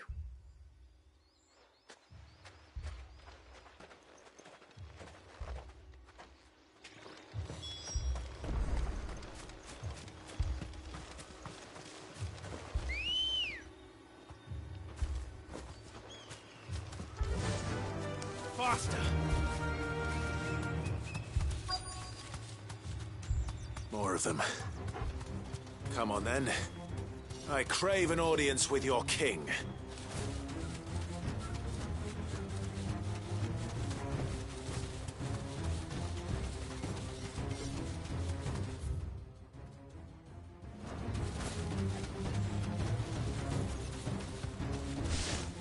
Another group. They don't look very regal.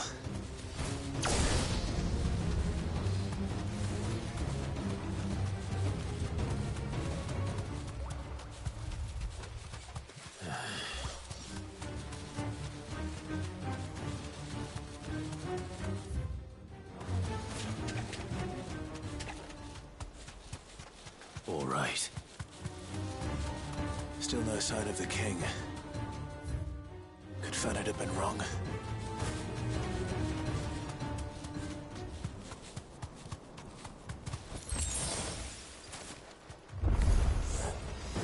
There's dozens of them.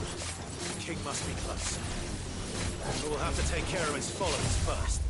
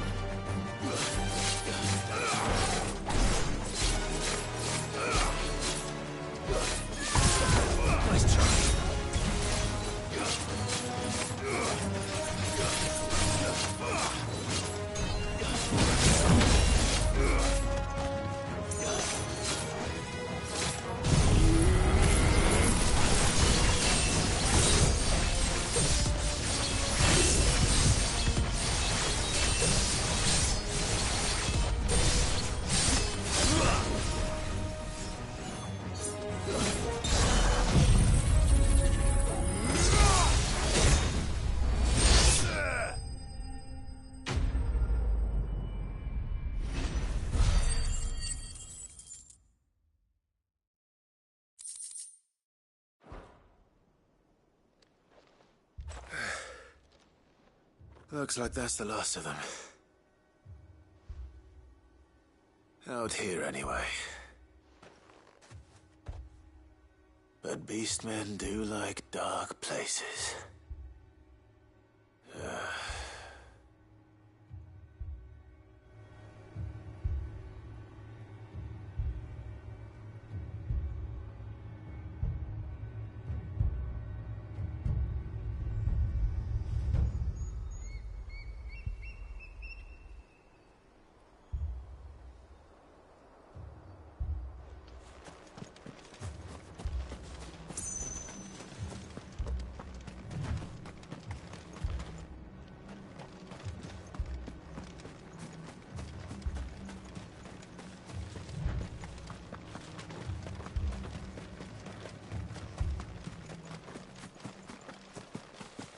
Well, I'll be damned.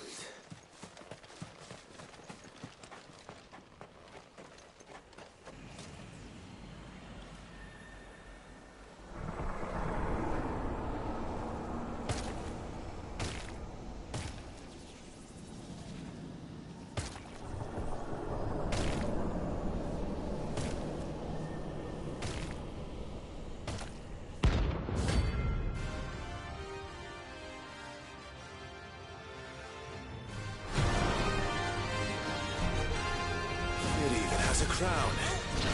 Sorry, Your Majesty, but your reign ends here.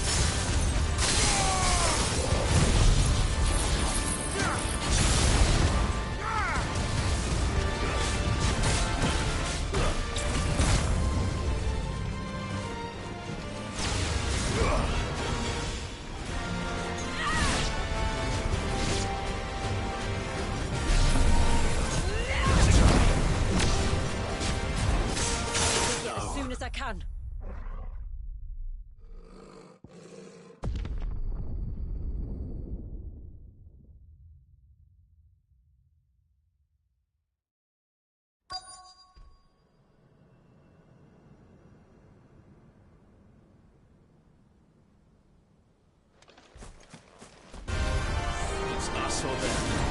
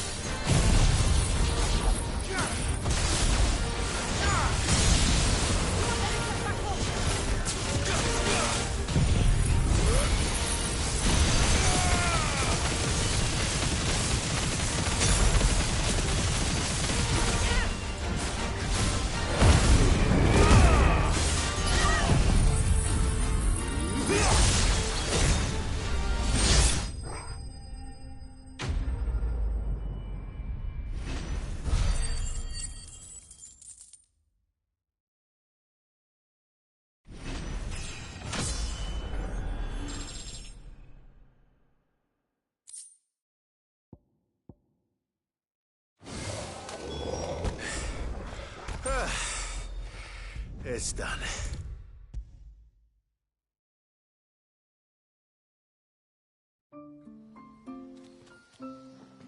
Clive!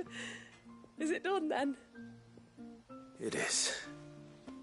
I was going to ask if there had been any change in Talor's condition, but judging by that smile on your face, I think I already know the answer. You do? Talor! He's back!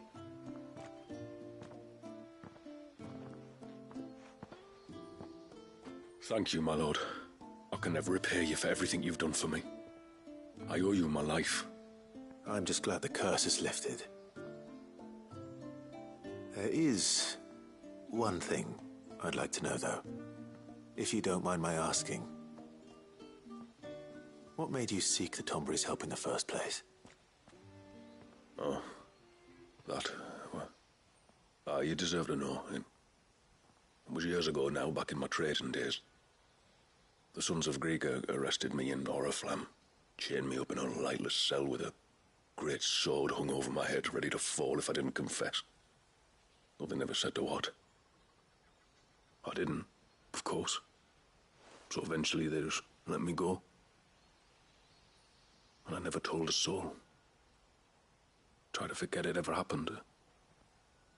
But then you came along and the sight of your sword brought it all flooding back. I couldn't sleep, couldn't eat, couldn't hardly breathe, and I thought that if I gave my old chain to the Tomburys, maybe they could take all that pain away. All that anger. But it only made it worse. Oriflamme has fallen. And the men who tortured you likely fell with it. If only I'd known, I might have spared everyone a lot of trouble. I'd convinced myself that you were like them, that all outsiders were the same, but you're not. Far from it. Thank you, son. Thank you.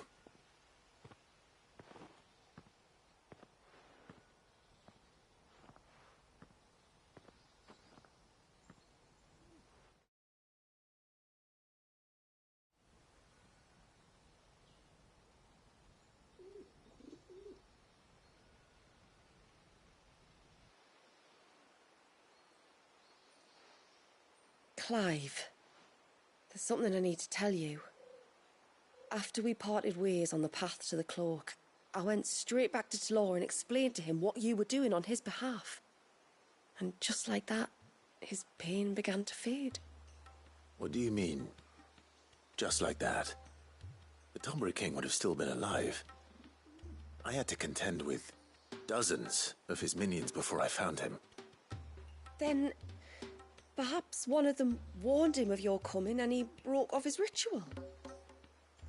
Or perhaps knowing that an outsider was fighting for him was what lifted the weight from Talor's heart. I know from experience that many illnesses are not wholly physical, but of the spirit, at least in part. For all the difference it makes. Maybe not.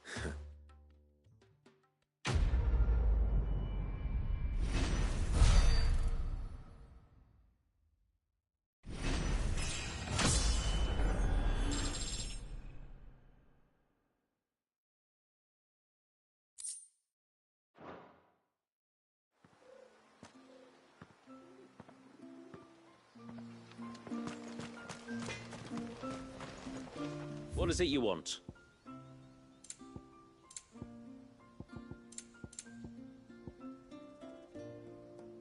Can't be done.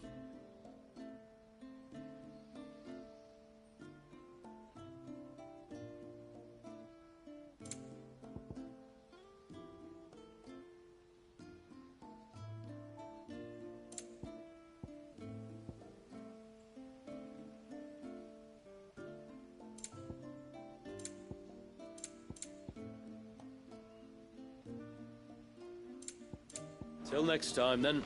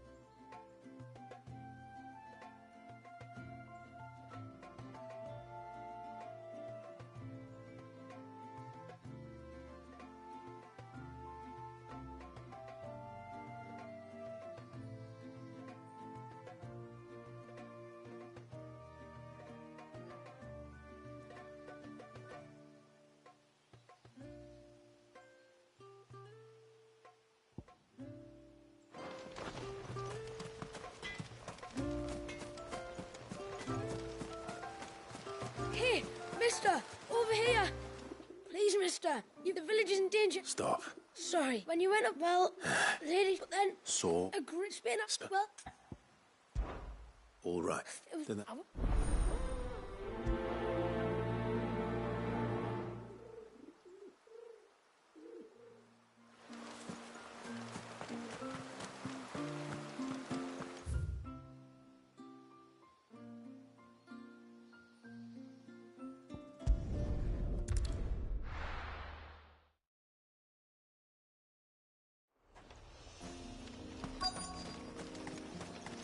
Is that the hunter?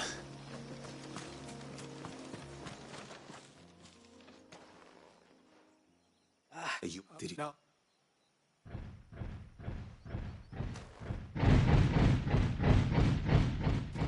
Might this be the culprit? Leave him to us.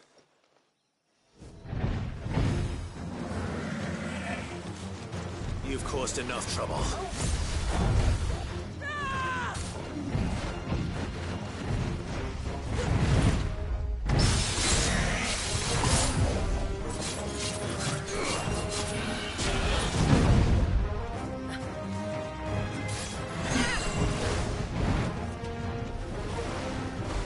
Nice try.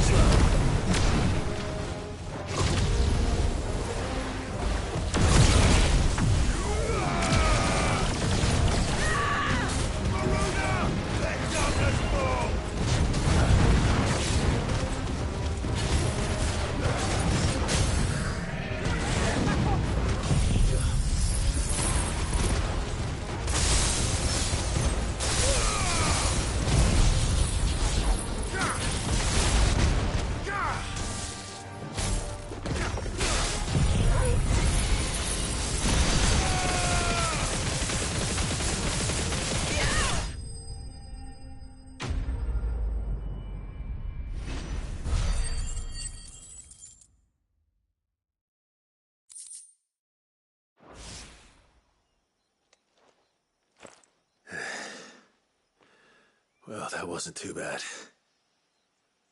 Hardly a threat to the village, but you can't blame the boy for being scared.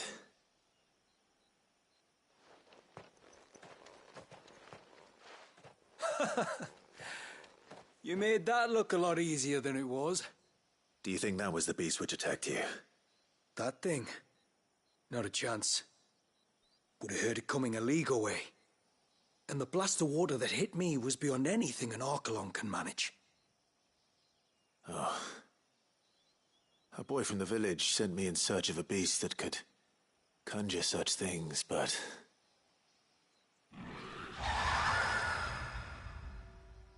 That's it. Sounded like I'll go.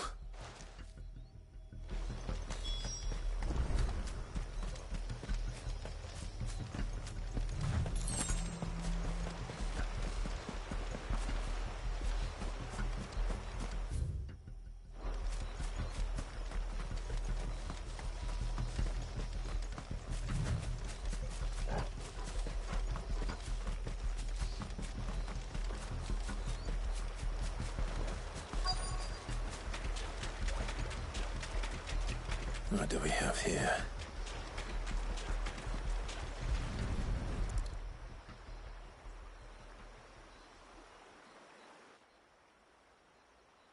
Found her. Something's been busy. Whatever this creature is, it's out for blood.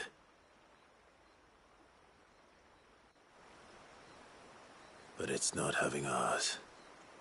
Stay close, Torgal.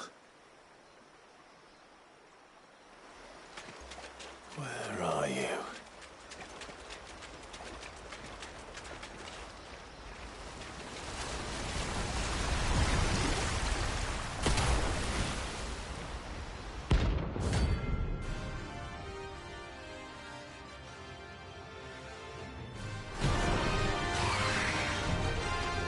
Fragment of Walius's rage. I should have known. Time to put you to bed too.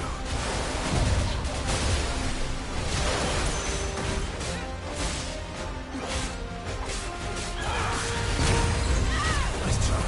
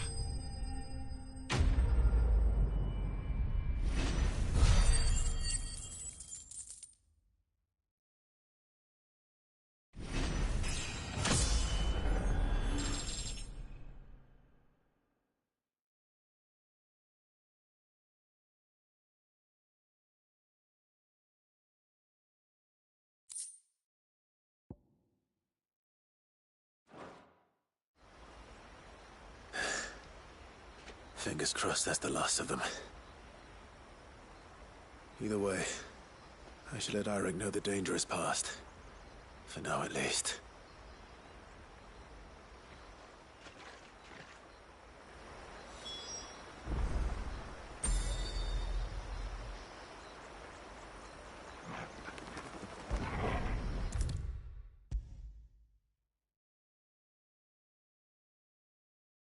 How many times do we have to tell you? You're not to go... You're back! So? Did you find the fiend that attacked me and young Eirik here? I did. It won't be troubling you anymore. Yes! I knew you'd get it. Only because you warned me of its existence. Not that you should ever have learned of its existence, but all's well that ends well, I suppose. What was it, anyway? A manifestation of Leviathan's power. When we visited Wallius in the Surge, he was angry and afraid. The Icon summoned these creatures for his protection. Though why one would be wandering the ruins of Riversmeet, I don't know. Maybe it was looking for his mum. That's where she died, isn't it? The Falls. The Falls? Aye. When they took her baby, she threw herself off the top. We go there once a year to pay our respects. The whole village. An Eggy is a part of its master's spirit, but Wallius wouldn't have been aware of what had happened to his mother, would he? Well, either way, you did us a favor putting that thing to rest. Us and Wallius. Thank you. Aye. Thanks, mister.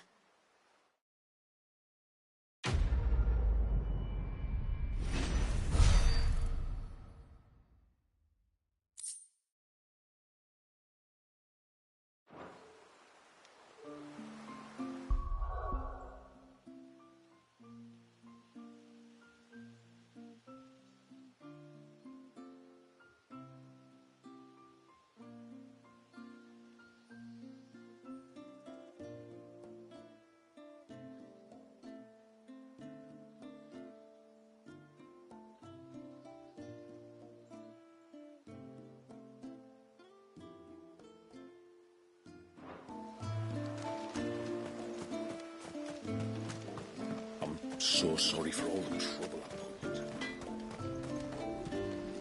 Reckon my steel's just as good as any.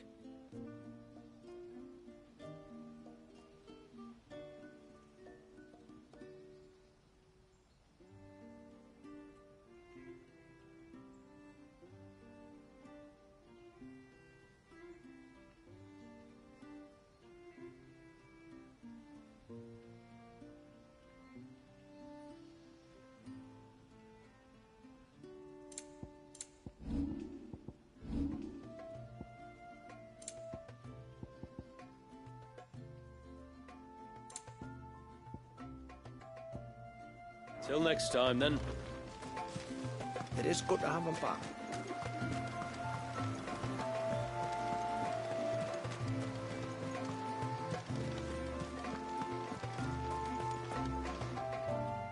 My lord. Certainly, yeah. And it was well onto. Thank you, Why? It was where she. So I thought, well, just.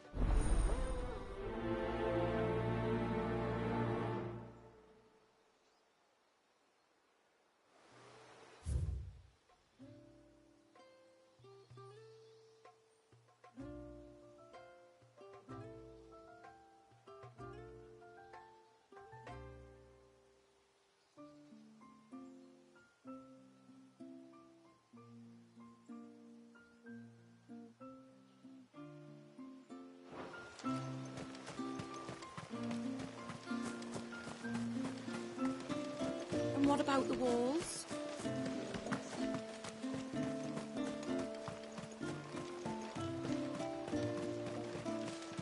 A storm for the ages, huh?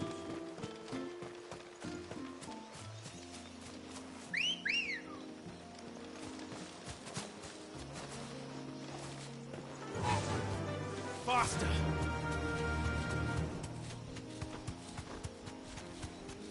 Where will we find them? Further in.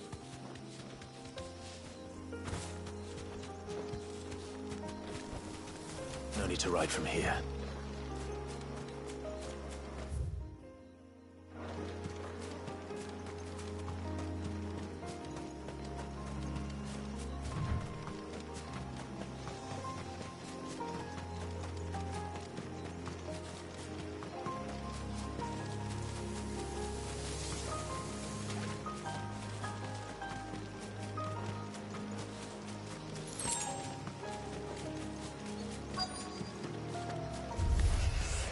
These will do nicely.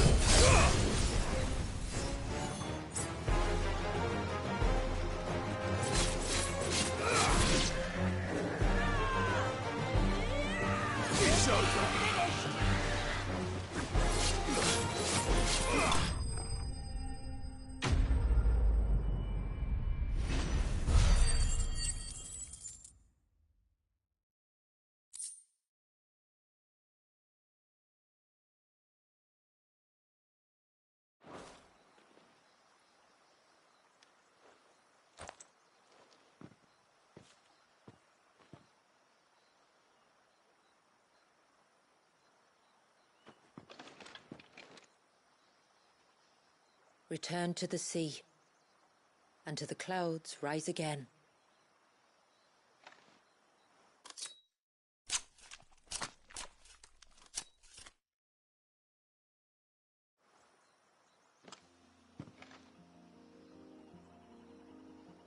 We have our bait then.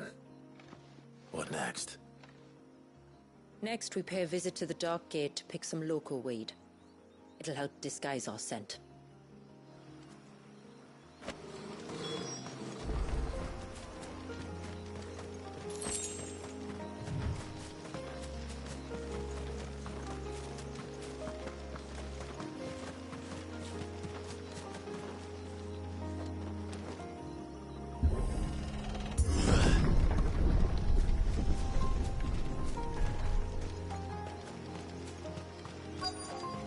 There should be a sprig or two of local weed growing somewhere around here. Look for the golden leaves.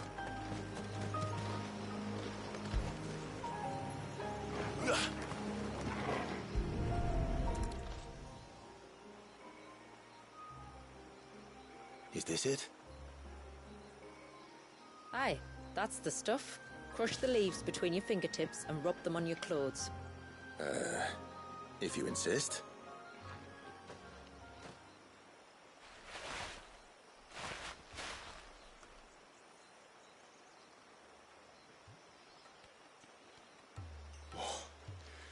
You could have warned me about the smell. Like corruption, isn't it? We'll have an honor guard of flies before long. But it'll stop the Givra from noticing us. Its nose will tell it we're nothing but a feast for worms. Oh, I feel so much better. We can wash it off afterwards. If there's one good thing about the Givra choosing the ruins for its hunting ground, it's that there's plenty of fresh water nearby.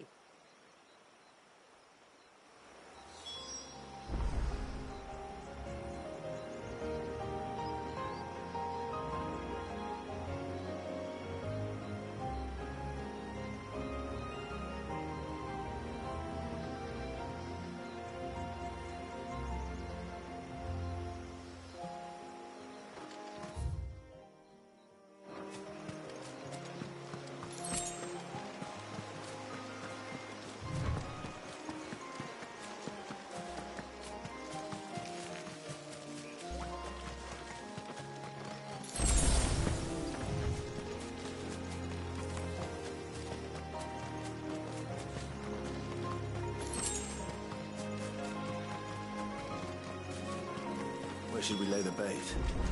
Gavers are creatures of habit. Look for some sign of its passing.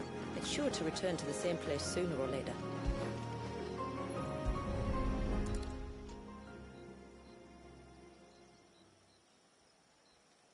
Marking its territory.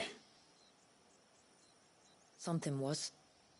A curl, maybe.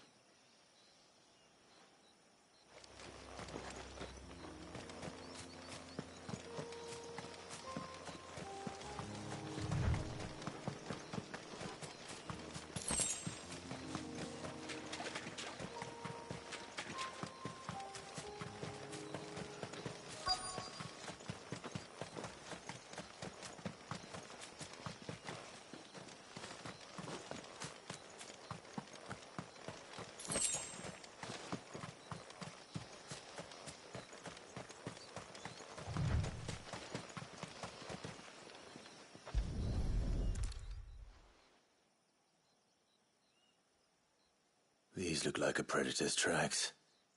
You can clearly make out the claws. But not just any claws. These belonged to a Givra. There's no mistaking them. We'll lay the bait here.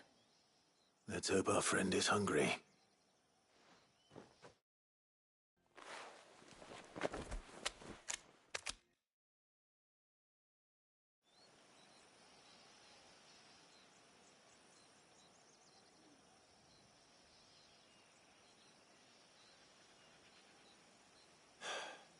Still no sign. Patience, Clive. Hunting's not something you can rush. Have you stalked these beasts before? Once. Gavers are fast, so the job called for a bearer. But even with my knack, it was a close-run thing. Not many leaders would take such risks for their people. Says the man who battled an icon to save a boy he barely knew. It is the way of the Moats of Water to use what gifts we've been given for the good of all. And I gather it's your way too. It was Sid, the man whose name I bear. He fought for his people and their future with every fiber of his being. I'm just following in his footsteps. In many ways, you remind me of him. Me? You're confusing daring with desperation. Quiet. Something's coming.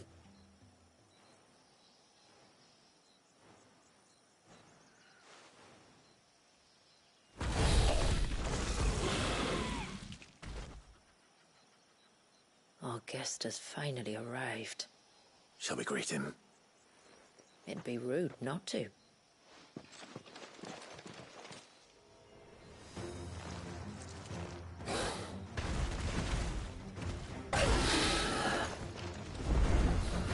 Don't let it escape. Too slow.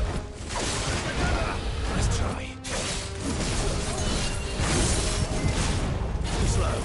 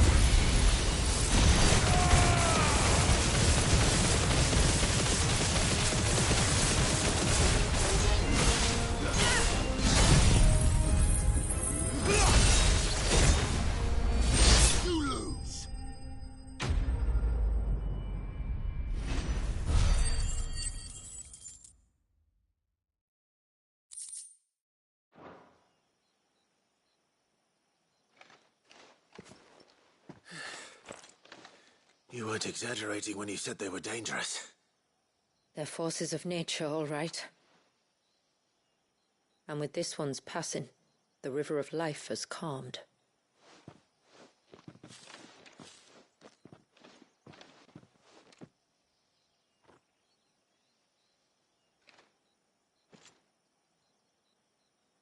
O roaring torrent, son of storms, may your spirit run free in the open ocean.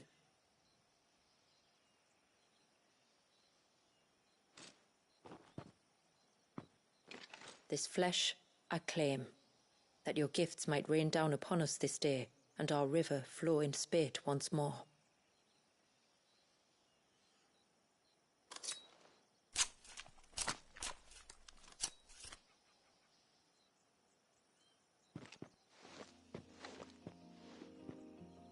Well then, let's return to the village.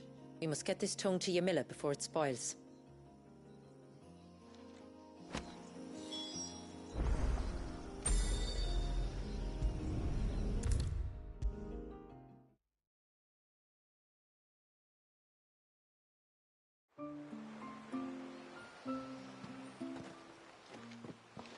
Tributary, my lord. Did all proceed as planned? It did. Here. One Geaver tongue, as promised.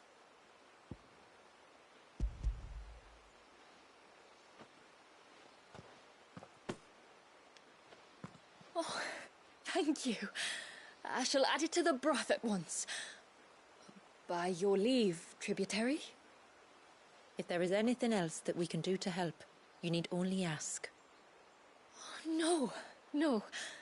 You've already done more for my family than I can ever repay.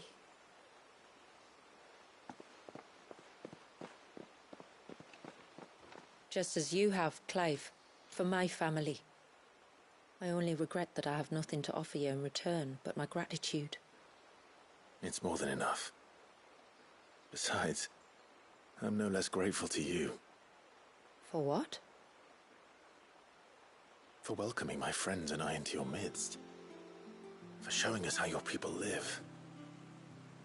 For reminding me that the world we strive to create, where bearers can live alongside their fellow men in peace and comfort, is no mere fantasy. I'd hardly call it comfort. Every day is a struggle. Though we do at least struggle together, it's true. As must we all. I only ask that you remember the cost of using your gifts as a bearer. I know that you feel it's your duty to do whatever you can to help your people. But you have a child to think about now. And Wallis has lost enough. I shall bear that in mind. That's all I ask. Oh, and if there is anything else that we can do to help, well, you know. Thank you. Truly.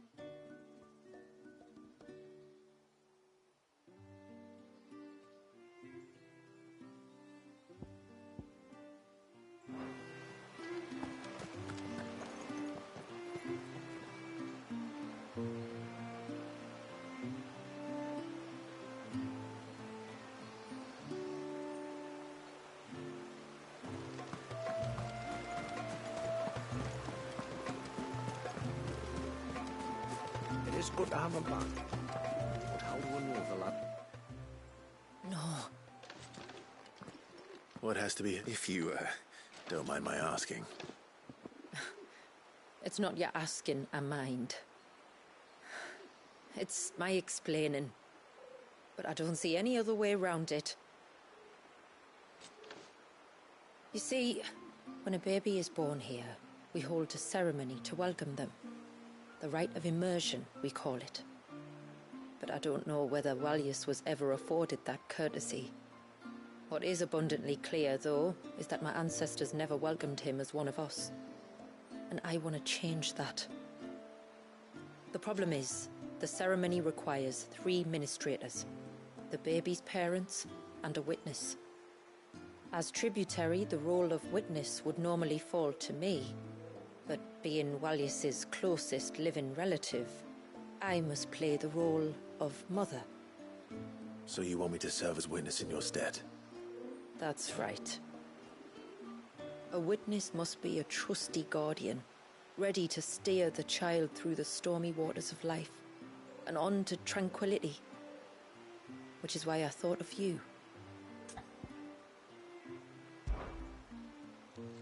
It would be my honor. Thank you, Clive. So, if you will serve as mother and I as witness, who will take on the father's role? I have a younger brother. He should be making ready for the rite as we speak, though whether he is or not. Let me introduce you. Please do. If he's anything like his sister, I'm sure we'll get on famously. I'll bid him come to the Witten Hall. Will you wait for us there? Gladly.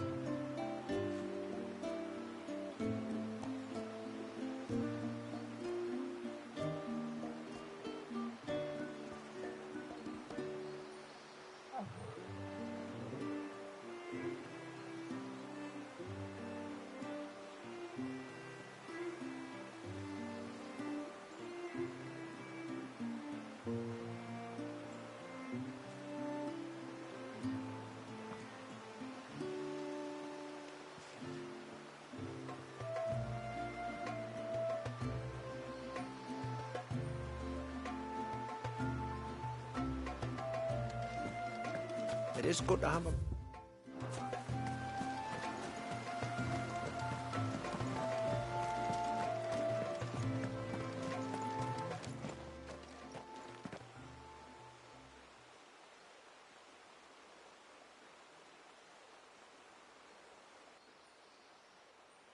Clive, my brother. If it isn't my old mate Sid! You? So you do remember me, even stripped of my cunning disguise? I'm touched.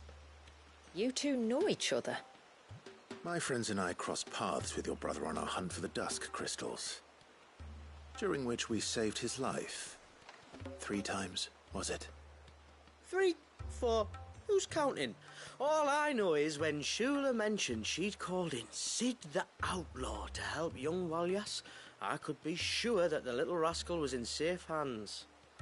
I mean, having seen you in action back at the tower, I know exactly what you're capable of. So the mercenary you met in the Sage Spire, that was Clive? and he saved your life, that's a rather different story from the one you told me. And a far likelier one at that. It would appear my family owe you twice over, whether they admit it or not. Honestly, Fammy, would it kill you to tell the truth once in a while? What? I said sorry, didn't I? How about we save the, recriminations until after the ceremony, eh? Speaking of which, what does this ceremony involve exactly? It's simple, really. We each say a short prayer and anoint the child's head with holy water. Nothing too onerous, then? Not about the rite itself, no. But it does call for some preparation. One of the witness's responsibilities is to collect the holy water, you see. 3 phials for the 3 ministrators, each taken from a particular place. Don't worry, though. It's not as if you have to go alone. I can show you the way. I'd appreciate that. Famiel, you stay here and ready the Witten Hall. Leave it to me. If there's anything Jill and I can do to assist you... We'd be glad to help. Thank you both.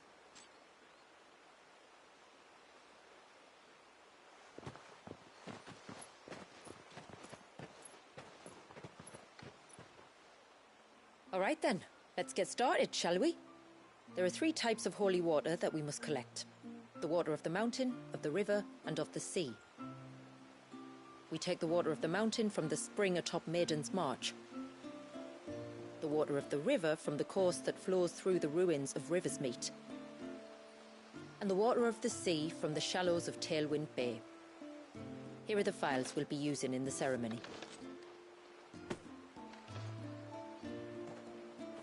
I'm ready to leave whenever you are.